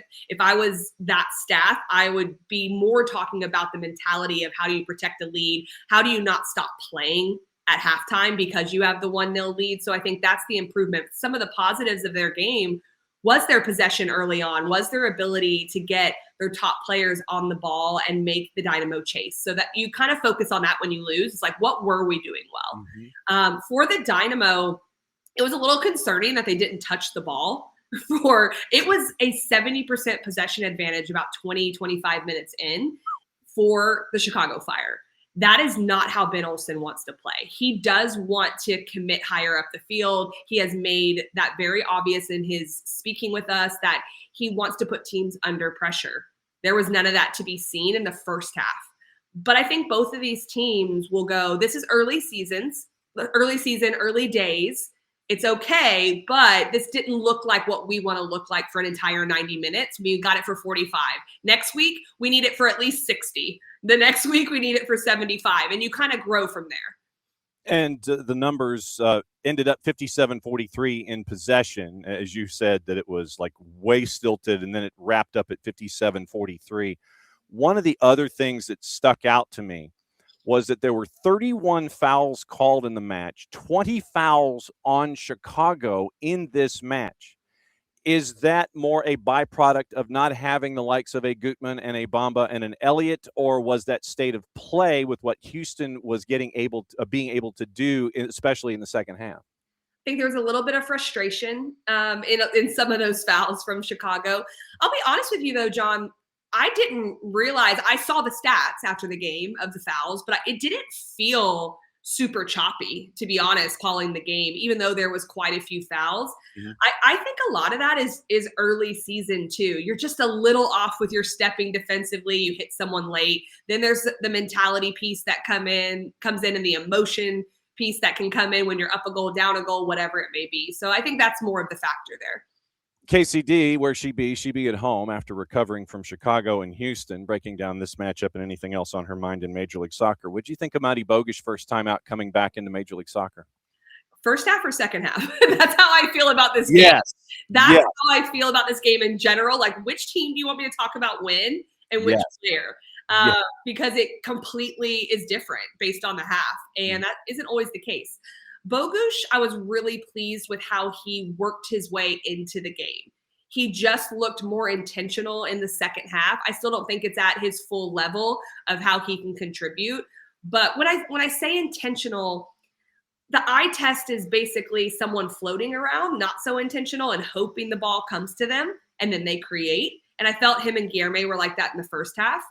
The second half, when a ball bounces down off someone's head or off someone's foot, someone's just immediately there to clean it up. That's the intentionality that I saw from Bogusz in the second half, and it set him up to be more involved in the game. Therefore, he was able to dribble penetrate a little bit more and create things. It was still kind of few and far between for me, but you could see the remnants of just the impact that he can have. How was the crowd in Houston for a match day one? Because you and Christian went into a market where – you could be winning, and for whatever reason, it has been tough sledding to get butts in seats there at Hell in a Shell. What was it like there in the atmosphere? We went down to the field about an hour before kick. Got your picture taken. I saw that. Oh my gosh, that's how I feel like a player again. I've got to go down and touch the grass. Like, otherwise I'll just be sitting in a booth and like feel removed from the game. So we went down there, and you basically come out and you walk through the area where all the fans are. And it was packed an hour before the game in the tunnels, or the tunnels or underneath, whatever you want to call it. Yeah. And you could feel the energy going down to the field. No one was in the stadium when we were down there because they were all, getting food and getting drinks and all that. We go back up to the booth, and I felt like the first half was lacking in some ways, but the Dynamo didn't have the ball. Like, there was one opportunity in the first half. When the second half occurred, you could tell that everyone was hopeful. Everyone was into it. It was loud when the goals went in. So I felt the atmosphere really grew with how the Dynamo grew. And when you get a result, obviously as a fan base and the Houston Dynamo are going to hope that goes into the next time they have a home game, and that can help them again. Okay. Where are you next time? I am going to San Jose this weekend. San Jose, Atlanta. So a lot of my prep is starting this afternoon and tomorrow for that game. I've done all my looking back. Now we're about to start looking forward. I'm excited. I get Atlanta United, but on the road, so I can't come say hi to you guys. No, Mike and Jason will be there, so you get to say hi to them. Okay, that's great. So that will be on Saturday, and a really interesting matchup. I haven't dug into the tactics yet or watched full games of this past weekend, but a team in San Jose that didn't dominate in possession, but wins 3-0. And then you've got Atlanta United, who gave up 2 late goals, but there were some good performance pieces. So I think it's going to be a pretty tight matchup, but I'll be interested to dive into exactly how I think that's going to look. Yeah, I did not, by the way, have the goal scorers for San Jose on the bingo card under any circumstance. Nobody did. Nobody. I was like, Sporting Kansas City, they're still trying to grab folks and sit there and go, serving 27. Hey, you got some spare time? Come on in. I know. But I did not have Muni scoring an almost immediate brace on my bingo card. Defender gets a brace. I did not have that marked down. I don't want to say mark my words, but does that happen again this entire year for him? Like not in a bad way, but okay, he might score a goal on a corner kick and go up, but twice Pretty impressive. He's having a good start, and great for the Quakes, though. Yes. It was 3 goals in 12 minutes for the Quakes. Daniel Mooney scores in the 42nd. Preston Judd scores at 45 plus 1. Then Mooney scores again in the 54th, 3-0. And Sporting Kansas City, it might be a long year. Man. Yeah. You going out there, when are you leaving, Thursday or Friday? Leaving early Friday morning, gain those 3 hours back, have the majority of the day there on Friday, and then we'll have the Saturday kick, come back Sunday. So I'm excited. This is part of Christian and I being together. Like, we've got some middle of the country games. We've got a few East Coast. We've got a few West Coast. So I'm going to his neck of the woods this weekend. It'll be an easy travel day for him, and should be fun. Yeah, and we definitely need the intel on Christian and how he is on the road, what he eats. We need all the background intel on Christian as you develop your file as we go here. Safe travels. Thank you. And pretty much what we did this week, we're going to be doing all season long. So take this template, cut it out. Perfect. John's going to have weird questions. We'll roll through the goals and take a look at where you've been and where you're going. So this is us. Say hi to Owen. Glad you're back. And he's probably going to grab you and go, it's like, no, we got stuff to do. So. This is the highlight of my week. He can hang out. It's totally fine. I don't want to rush it ever. And he's the most chill dog, besides like the one time he barked. And then, that's fine. Hey, the studio audiences are fine. And when he goes out and hangs out in the snow and does all those things. Exactly. Kacey, as always, it's great to catch up with you here on Tuesdays. Be safe. And we will catch up with you next week for Atlanta San Jose coverage. This sounds great. Interesting. Be good. We'll see you soon. Bye. There goes Kacey D. Where's she be? She be next week at PayPal Park, and she's going to look at the airport. So she gets to fly into the airport and stare at it. She's going to stare at the San Jose airport the entire time and go, the airport's right there.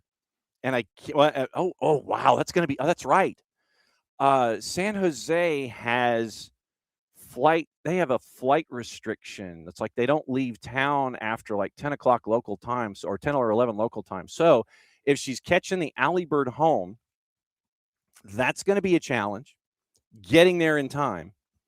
Or is it just another Saturday night in the hotel near the airport, get up first thing Sunday morning, come back, and you lose 3 hours. So interesting for Kacey. Okay, so that's what we're going to be doing with Kacey every week, is we're going to look at her game, have her put her coach's hat on for situations, because I had to ask about weight and passing, because that has been driving me nuts, and how you can keep an eye on that as we go. So we'll keep an eye on that, but that's kind of what we're doing every week with KCD, is we're going to look at her match, put the coach's hat on, and then take a look at individuals and growth and all this kind of stuff, and then get ready for her next match and have her talk about that. But another voice to talk about San Jose and Atlanta on Tuesday next week. That's going to be very cool. All right. As always, thanks to KCD for putting up with us and all of our silly questions. Okay. It is time to kind of roll through the rest of the day and let you know what else is going on. And we'll find out where things sit. News out of the NWSL. Katie Stengel has signed a contract extension with Gotham FC. And our coverage of the NWSL is going to ramp up here next little bit, because they're going to be getting ready for their season as well. We'll catch up with our friend Jen Hildreth and all the other voices that will be attached to the NWSL this year. So signed a contract extension through the 26th season. Club announced Tuesday in partnership with Dove. So apparently Dove is like a heavyweight sponsor for Gotham. So everything is in partnership with Dove as a part of their breakdowns this season. So Katie Stengel, 33, second stint with Gotham, rejoined the club last July following a spell with Crystal Palace, 2 NWSL championships with Gotham.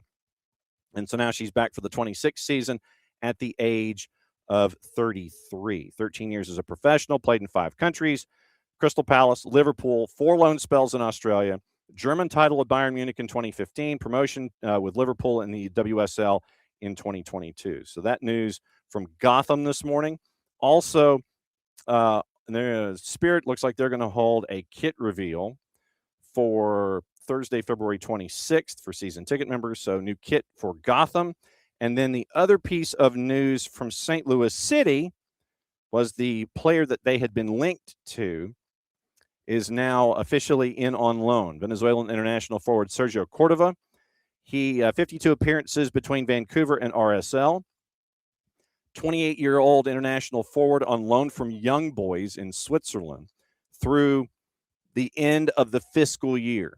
So through the end of June, and then there's a purchase option. And we're seeing this a lot with Major League Soccer this season. So you're seeing a lot of truncated contracts to go to the end of the fiscal year. And then you lay it all out and go, okay, so end of the fiscal year and then extension because of, once again, remember, this season, the sprint, and then the schedule flip. So that being a part of it too. So that what you're locked into as we go here. Cordova on loan, once again, he'll occupy an international roster spot classified as a DP for the loan period, pending receipt of his international transfer certificate and P1 visa. Sporting director Corey Ray with a quote, 250 matches, multiple leagues, Europe, North and South America. Began his career with Caracas FC before going to Arminia Bielefeld. Made his debut in Major League Soccer with RSL against Houston, 11 goals in 2022. Went to go to Vancouver, then went to Alanyaspor, FC Sochi, and Young Boys. Venezuela 19 caps, starting with the U20s, and got the honor player of the tournament, 2016 Copa de los Andes. 4 goals in the 17 FIFA U20 World Cup, including the goal that won the tournament. And so he's already played with other teams with current City SC players, Simon Becher, Marcel Hartel, Holiday Inn, Edward Leuven, and Jeziel Orozco. So once again, it's official. Cordova on loan from Young Boys through the end of the fiscal year, June 30.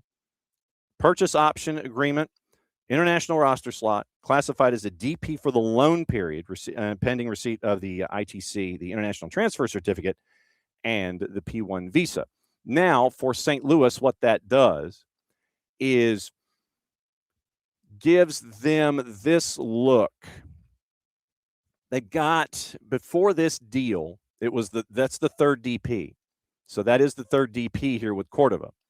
They had just over $6 million in GAM available as of 4 days ago. So they've got plenty of GAM to play with. And the DPs are now Hartel, Berkey, and Cordova. U22s, Jake Goodward-Reich, Fallu Fall, and Sangbin Jong. So those are your premium slots for St. Louis. In the offseason, if you missed our conversation with ball watching, it's Daniel Edelman in, Conrad Vollum, permanent transfer, Lucas McNaughton in, Rafa Santos in, Mamadou Fall in from Barca, and Dante Polvara transferring in from Aberdeen. And obviously, we're all keeping an eye on what is up with Leuven and his situation with his wife, and so obviously we send all of our love out that way as well. So somewhat in flux when he is able to compete and when he's going to be spending time with his wife. So that's the rundown of that transaction with St. Louis. So Cordova on the board, and he will be there as a part of St. Louis City going forward. And it's once again, as it is currently listed, it is a loan deal through the end of the fiscal year. So you got to get your business taken care of in the first 4 months, purchase option after that. So that's what we're staring at with the movement from St. Louis City this morning. Okay, what we have going on today, a couple of different things. And what I also want to do is I want to run through the scores from the weekend in Major League Soccer and go through what happened last week, because we do have our weekly appreciation of Adrian Garcia Marquez and his calls in San Diego, because he had a lot to do. They won 5-0. We're going to play 4 of them in our weekly appreciation of him from his time, San Diego Sports Radio 760. So we'll get those up in a second. So once again, your scores. Seattle, Colorado. Seattle won that one 2-0 on Sunday night, and it was a rough one for Malik Badawi and the crew. We got into that with Bart yesterday. LAG and NYC, it was a 1-1 draw. Portland over Columbus 3-2. Chris Doran will be joining us Friday to bat leadoff at 9:10. We'll break down that and we'll get ready for the match on the weekend.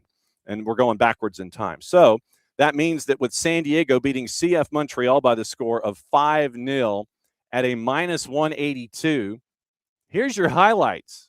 And this is going to be fun. Courtesy of San Diego Sports Radio 760. It is, once again, the chance to sit here and listen to our buddy Adrian Garcia Marquez come out of his shoes. Enjoy. So the second corner kick for San Diego FC from Anders Dreyer, alias El Paletero. Anders with the delivery. The header, the ball, the goal. Goal! Christopher McVeigh! Christopher McVeigh! Sneaking in there. Christopher McVeigh. From Sweden to the world. Christopher McVeigh, 1-0 San Diego FC. And again, the setup, the beauty, the delivery, the danger, the 5-star service, and then he uses his head wisely. But still, you see that Duran Ferri was ready. Now the header coming in. Anders Dreyer will take it from Marcus Ingvartsen. Anders into the 18. Anders, save, Amal, goal! Goal! San Diego FC! Anders Dreyer! Amal Pellegrino, goal! To Anders Dreyer setting up for Oni Balakari, goal! Goal! San Diego FC, finest city, with another fine goal. 3-0, the lead for San Diego. They played it short, and now Anders delivers across into the box. The shot, the goal! Goal!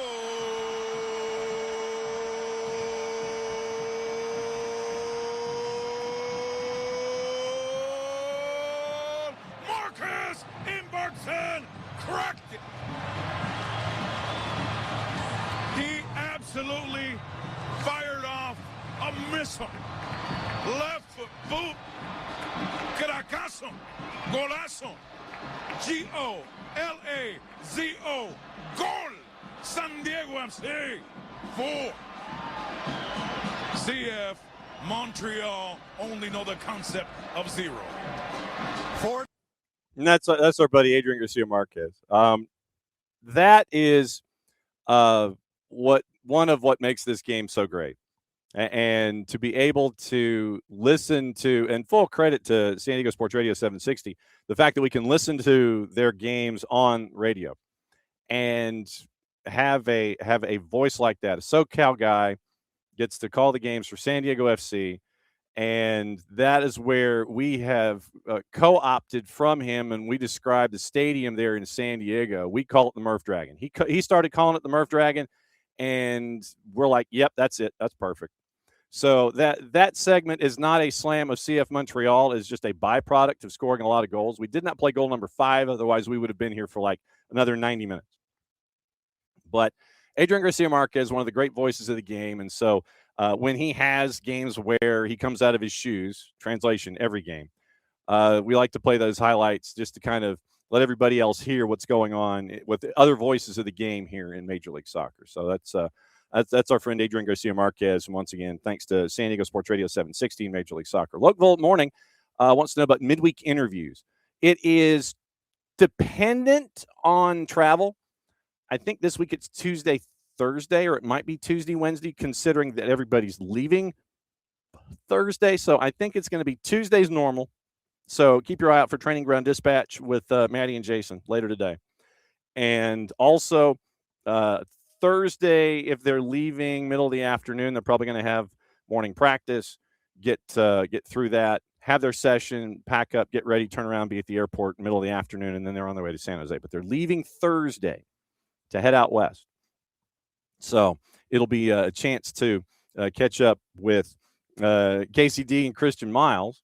So they're calling it on Apple TV. Mike and Jason calling it on radio, but they're leaving Thursday to head out. So I think it's Tuesday, Thursday. So traditionally, Lokeville this year, it's Tuesday, Thursday, but Thursday might be a little earlier, or it might be a little shorter because of the travel plan. So traditionally, Tuesday, Thursday is when Atlanta United has their training ground availabilities with practice and such, and that's when you'll get dispatches with Maddie and Jason. Okay.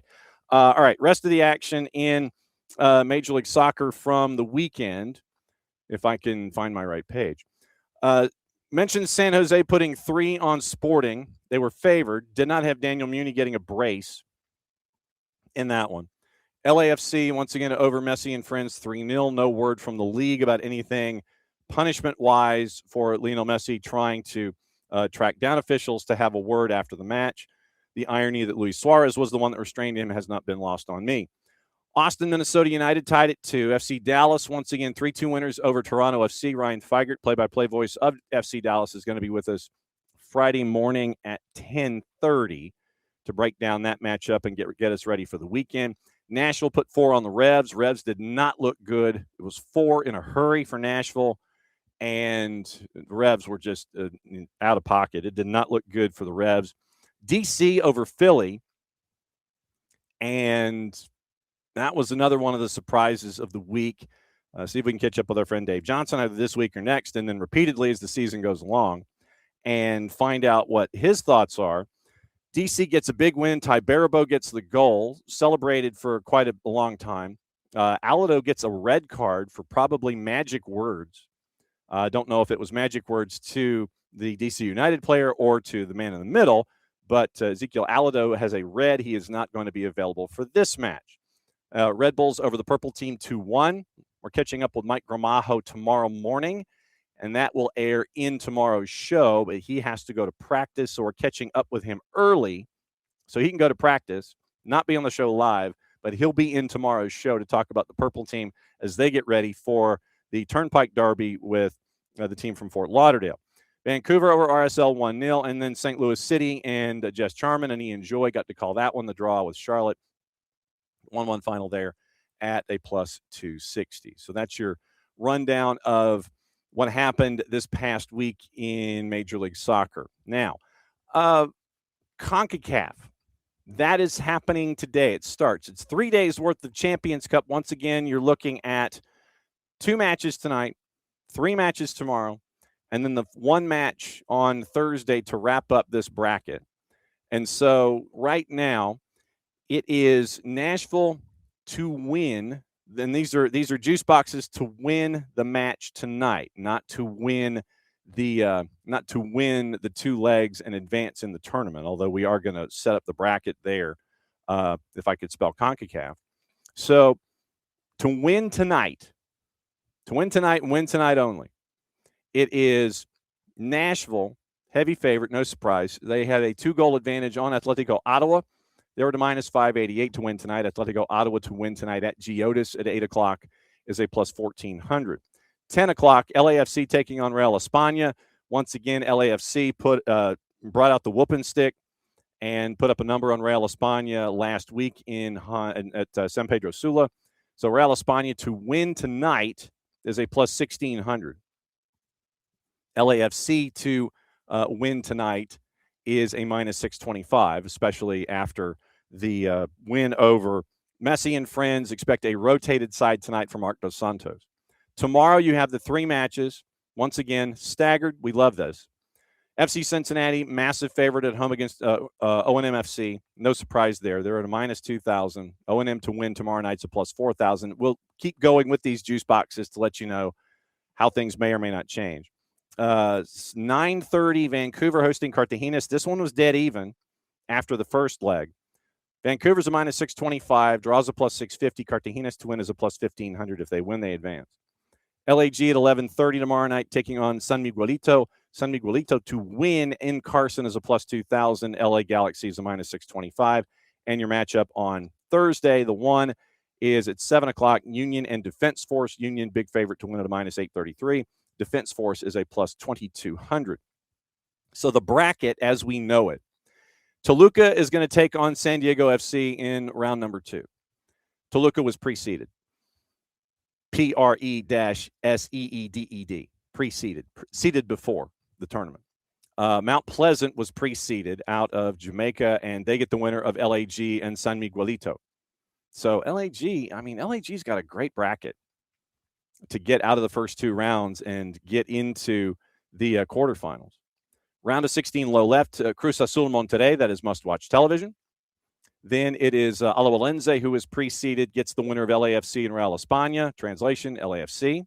Then LAFC has to travel down to Costa Rica, to Alajuela, to take on Alajuelense in the round of 16. Seattle gets the winner of Vancouver and Cartagenes, so you could have Cascadia low right. Tigres gets the winner of Cincinnati and O&M. Translation, probably Cincinnati. So Tigres and SC Cincinnati. Club America gets the winner of Philly and Defense Force, probably Philly.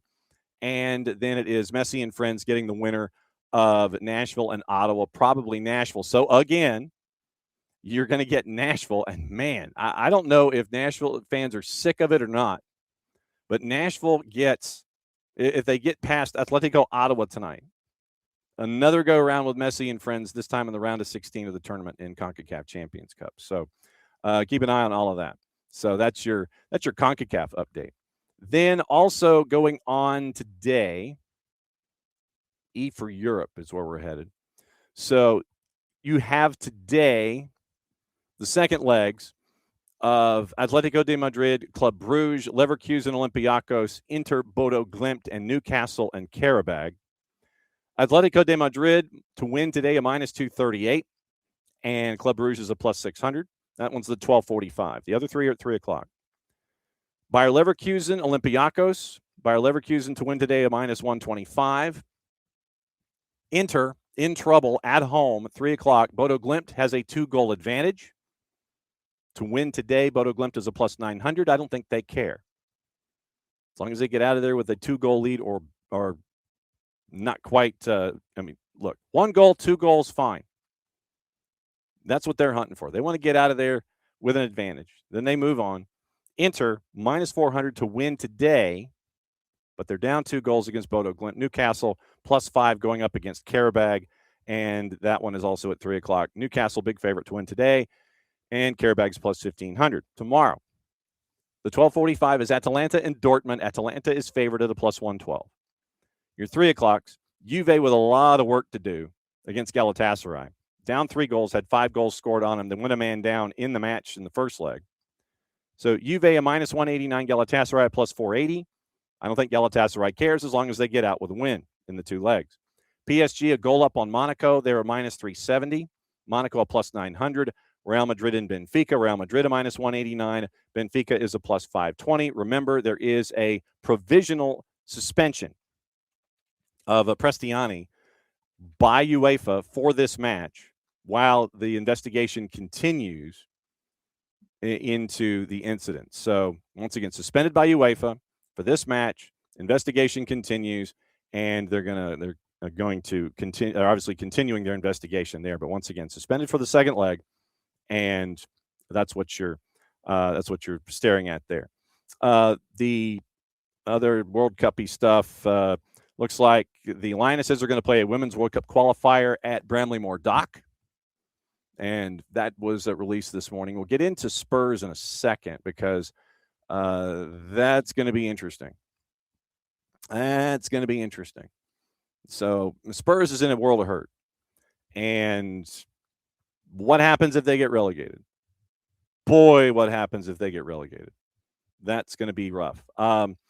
Also, you might have seen the video out of Mexico during Liga MX Femenil matches.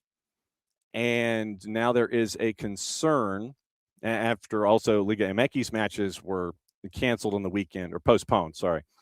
Now you have, and this is written by our buddy John Arnold, and it's for The Guardian. So John says immediately off the top, one road that leads to the Estadio Akron, and that is the home of Chivas de Guadalajara. You're supposed to have 4 group matches there for the upcoming World Cup.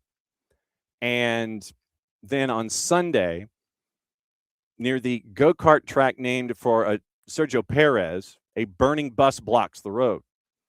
And in Jalisco, that is not new, but in response to a federal operation that saw their leader, Nemesio El Mencho Oseguera Cervantes, killed members of the Cartel de Jalisco Nueva Generación, the CJNG, they put blockades all over the region. from Guadalajara to Puerto Vallarta. In addition to buses and taxis being commandeered and lighted on fire, it's shops ranging in size from a Costco in Puerto Vallarta to corner stores are now targets for arson and destruction. The city activated a red alert protocol, effectively freezing activity for ordinary citizens, encouraging them to stay home. Bars and restaurants closed. Sunday's Clásico Nacional between Chivas and Club América was postponed. Liga MX contest in Querétaro was postponed. And then no narcobloqueos. Basically, that's what it is referred to when the cartels commandeer a vehicle and set it on fire. They call it a narcobloqueo. Confirmed that none of those had been confirmed at time of writing. The wide-reaching CJ&G operation and its affiliates have reportedly blocked roads in at least 8 states. And so John goes into, and this is your required reading for the day. So now the question is being raised to soccer directors and political officials. Okay, so is the country going to be safe enough to function in a World Cup cycle with the matches that are planned in country? And so that's what you're staring at here to keep an eye on as we get closer and closer to the World Cup. So just keep an eye on that. State officials in Jalisco said before a friendly in 25 that they plan to add thousands of security cameras, purchase new law enforcement vehicles, utilize technology aimed at preventing drones from entering restricted areas. So, and so now John wraps up his piece by saying, with simmering problems boiling over, Mexican politicians must prove they can keep their citizens safe along the way, avoiding repeating the moments of August 2011 when the stranglehold organized crime has had on the country spilled over into a soccer stadium. So, required reading from our buddy John Arnold. Now, trying to see what other headlines we have. And I know that I've got to get into quickly what we're looking at from USL League One. Remember, now, once again, without Tormenta, the decisions and the timetables for beyond 2026 from Tormenta should be coming up next couple of weeks. So we'll keep an eye on that going forward and what it looks like coming out of Statesboro. So you now have clubs that are trying to determine their futures. And if it is going to be something where it is teams having the option of either scheduling friendlies or just keeping it as a free. You have a free, just basically a bye weekend. And so that would be the big question going forward for each of these clubs is how they're going to handle it. Richmond has already said that the open week there, they were not going to play, but they are going to alert their season ticket holders as to what they can do going forward and what they're going to do as an organization involving South Georgia Tormenta. So that is the biggest thing. So we'll keep an eye on each individual franchise inside USL League One and find out what their plan is for that hole that is now in that is now on the schedule with South Georgia Tormenta going on hiatus for 2026. So we'll keep an eye on that. Okay. I mentioned Spurs, and we know that they're in a world of hurt right now. And it looks like with Igor Tudor now in, and they are just above the drop zone, and it looks like West Ham is on the charge. It doesn't necessarily mean that Nottingham Forest won't get in Spurs' way about relegation. Matt Hughes at The Guardian, Spurs are planning to rip up the wage structure and invest in the squad if they avoid relegation. They have the lowest wage bill among the big six sides, although what makes Spurs big six recently, couldn't tell you. Major overhaul of the squad is planned for the summer by the owners. Ripping up the rigid wage structure. £222 million in the most recent published accounts for 23-24, a little more than half that of Manchester City's 413, increased because of the signings such as Xavi Simon, Mohamed Kudus, and Conor Gallagher. £35 million signing of Gallagher from Atletico de Madrid on wages of about $200,000 a week, regarded as a significant turning point inside the club. Highest paid player, More big signings expected after the end of the season, assuming Spurs stay in the Premier League. Under the leadership of Daniel Levy, forced out by the Lewis Family Trust, now they feel like they need to have some kind of a financial course correction and invest in players. Economies had to be made to pay back loans taken out to build the billion-dollar stadium, which I still do not believe does not have a corporate sponsorship attached. 2023 wage spend was 42% of revenue, very low by Premier League standards. Chief Exec Vinay Venkatesham hinted last month the club was ready to loosen the purse strings. Igor Tudor once again appointed as head coach till the end of the year. Pochettino is the favorite to succeed him. De Zerbi, another contender. I don't know if you want De Zerbi, though. So that's the latest where that's concerned. So keep an eye on that. On Spurs and where they are currently in the table, only a handful of points away from the drop, which is crazy to think about. And I don't know if you saw this. Big Sam Allardyce, and once this Big Sam has never met a microphone that he didn't like. I will answer that question in a sec. David has a question about Spurs relegated. We'll check that out in a second. So Sam Allardyce has never been a microphone he didn't like.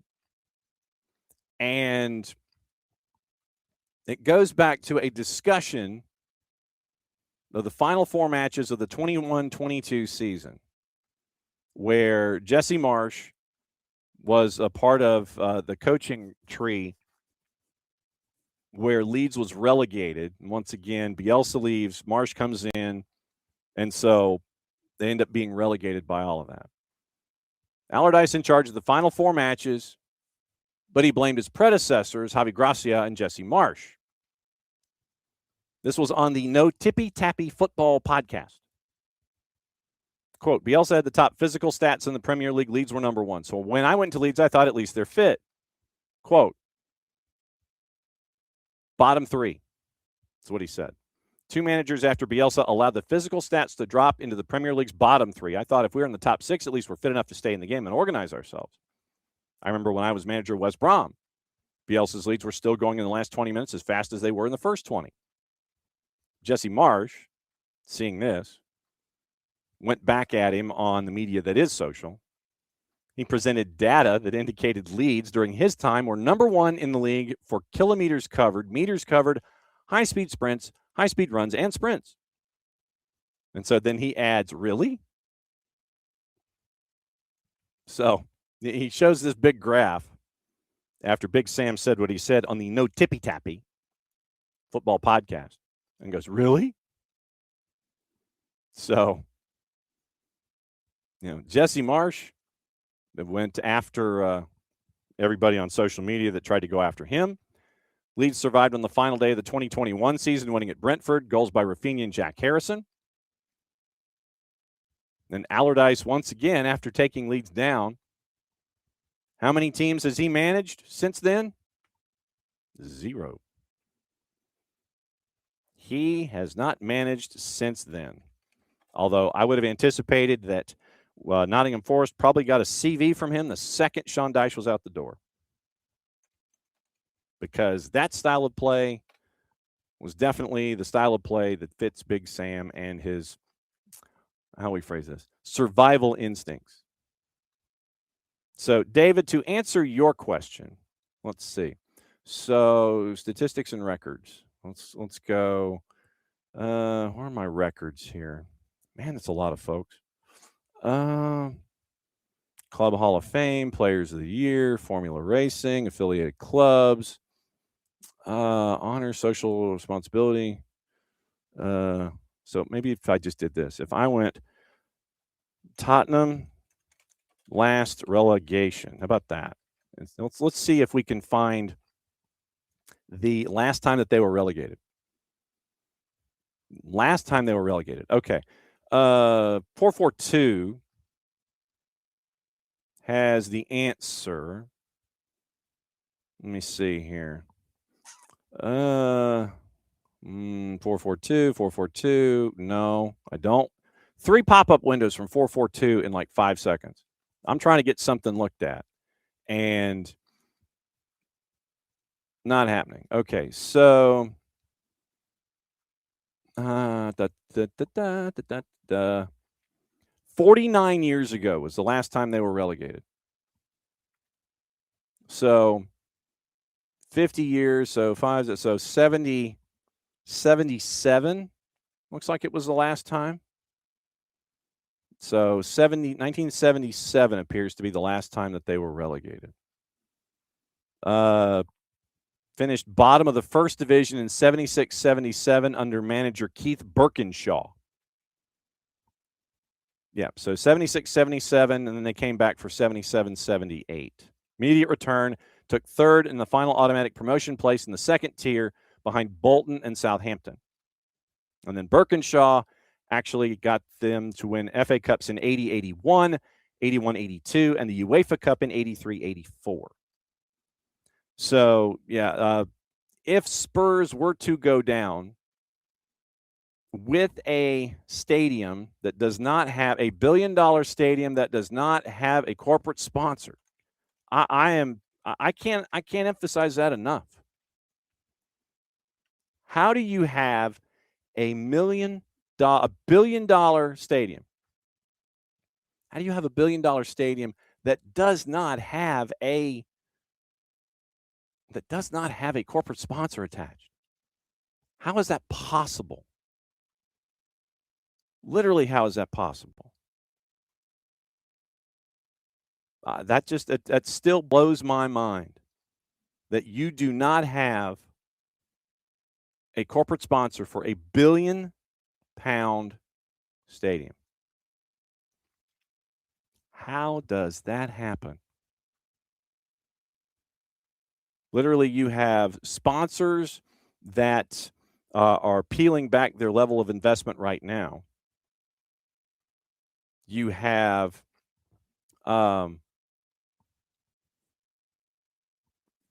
folks that have opt-outs, basically, when it comes to Spurs and relegation. Fees would decrease. Folks are going to sit there and go, no, I'm not interested.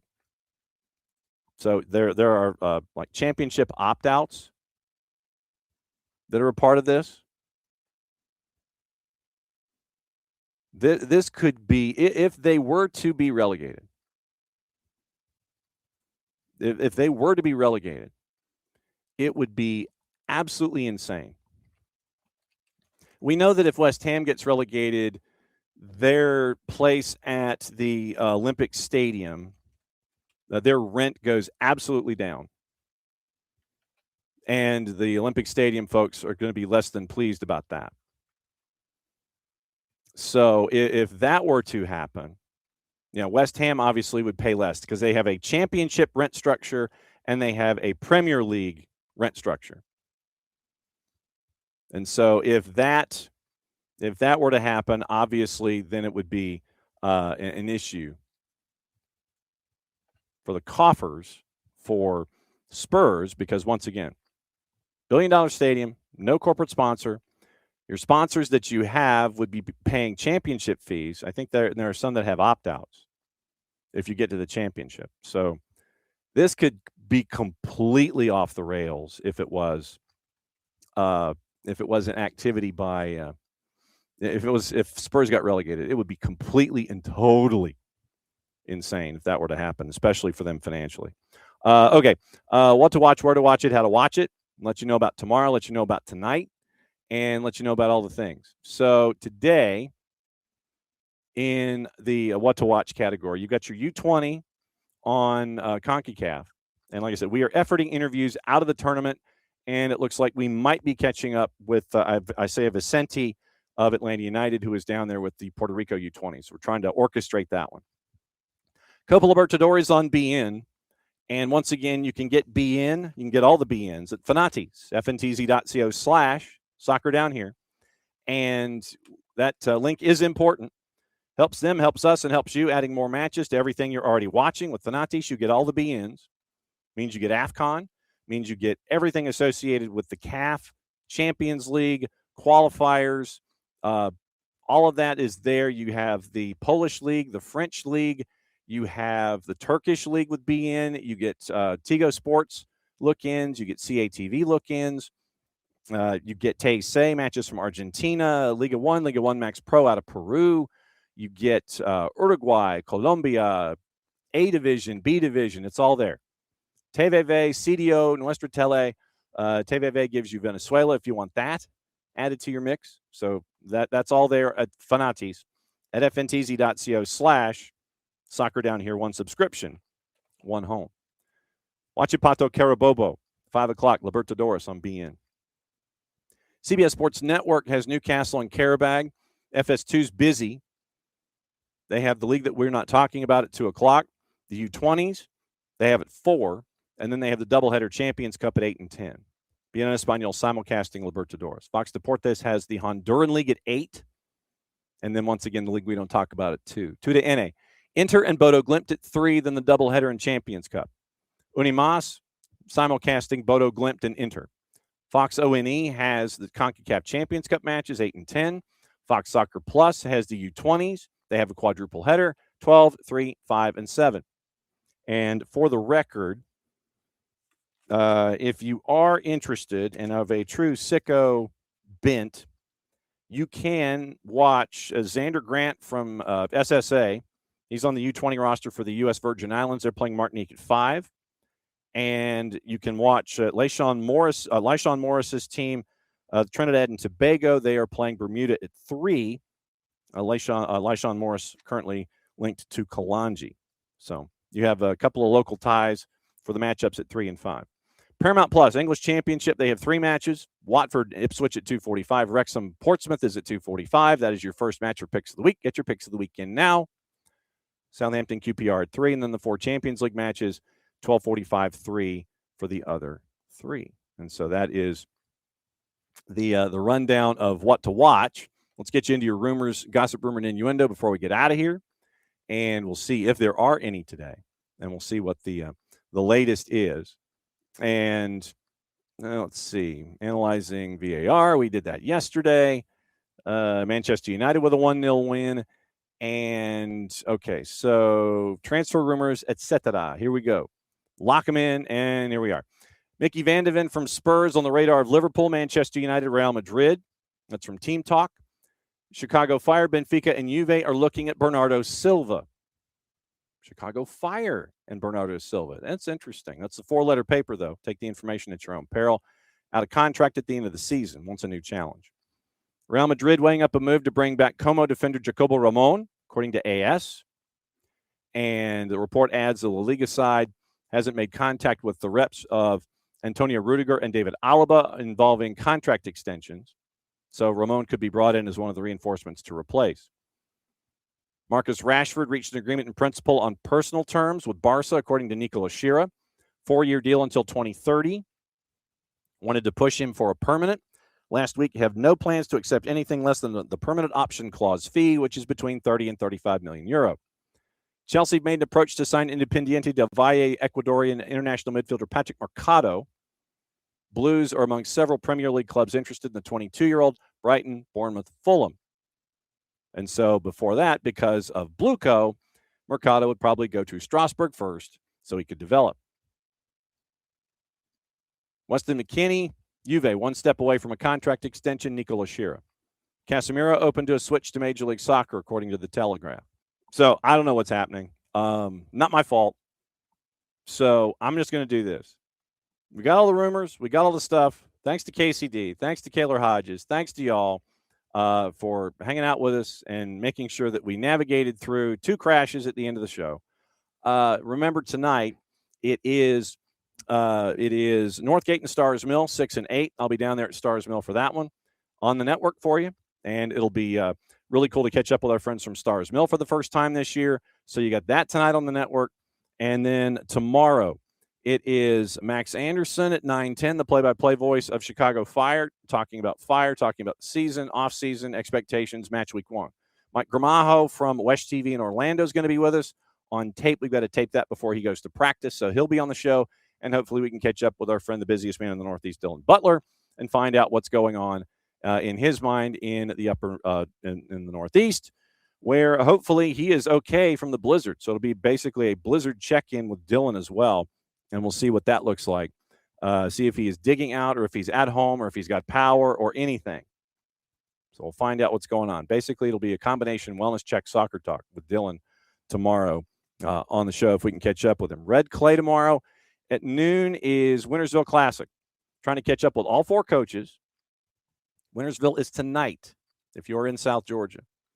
Lowndes, Valdosta, Wintersville, football, FUTBOL Classic. We're going to have all 4 coaches on tomorrow at noon to break it all down, talk about from their perspectives, what they see in Region 1-6A, what they see from their teams, what they see from the region, and what they see in Wintersville. So we're going to get into that too. So that is the rundown of the things. And Power Hour on Thursday with Nino and Nico.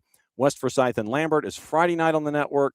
Chris Doran's going to join us to talk Columbus Crew, catch up with our friends from Beyond Goals Mentoring, catch up with our friends from Major League Soccer. Ryan Feigert, the play-by-play voice of FC Dallas, joining us at 10:30 on Friday. So I'm going to get out of here before it crashes again.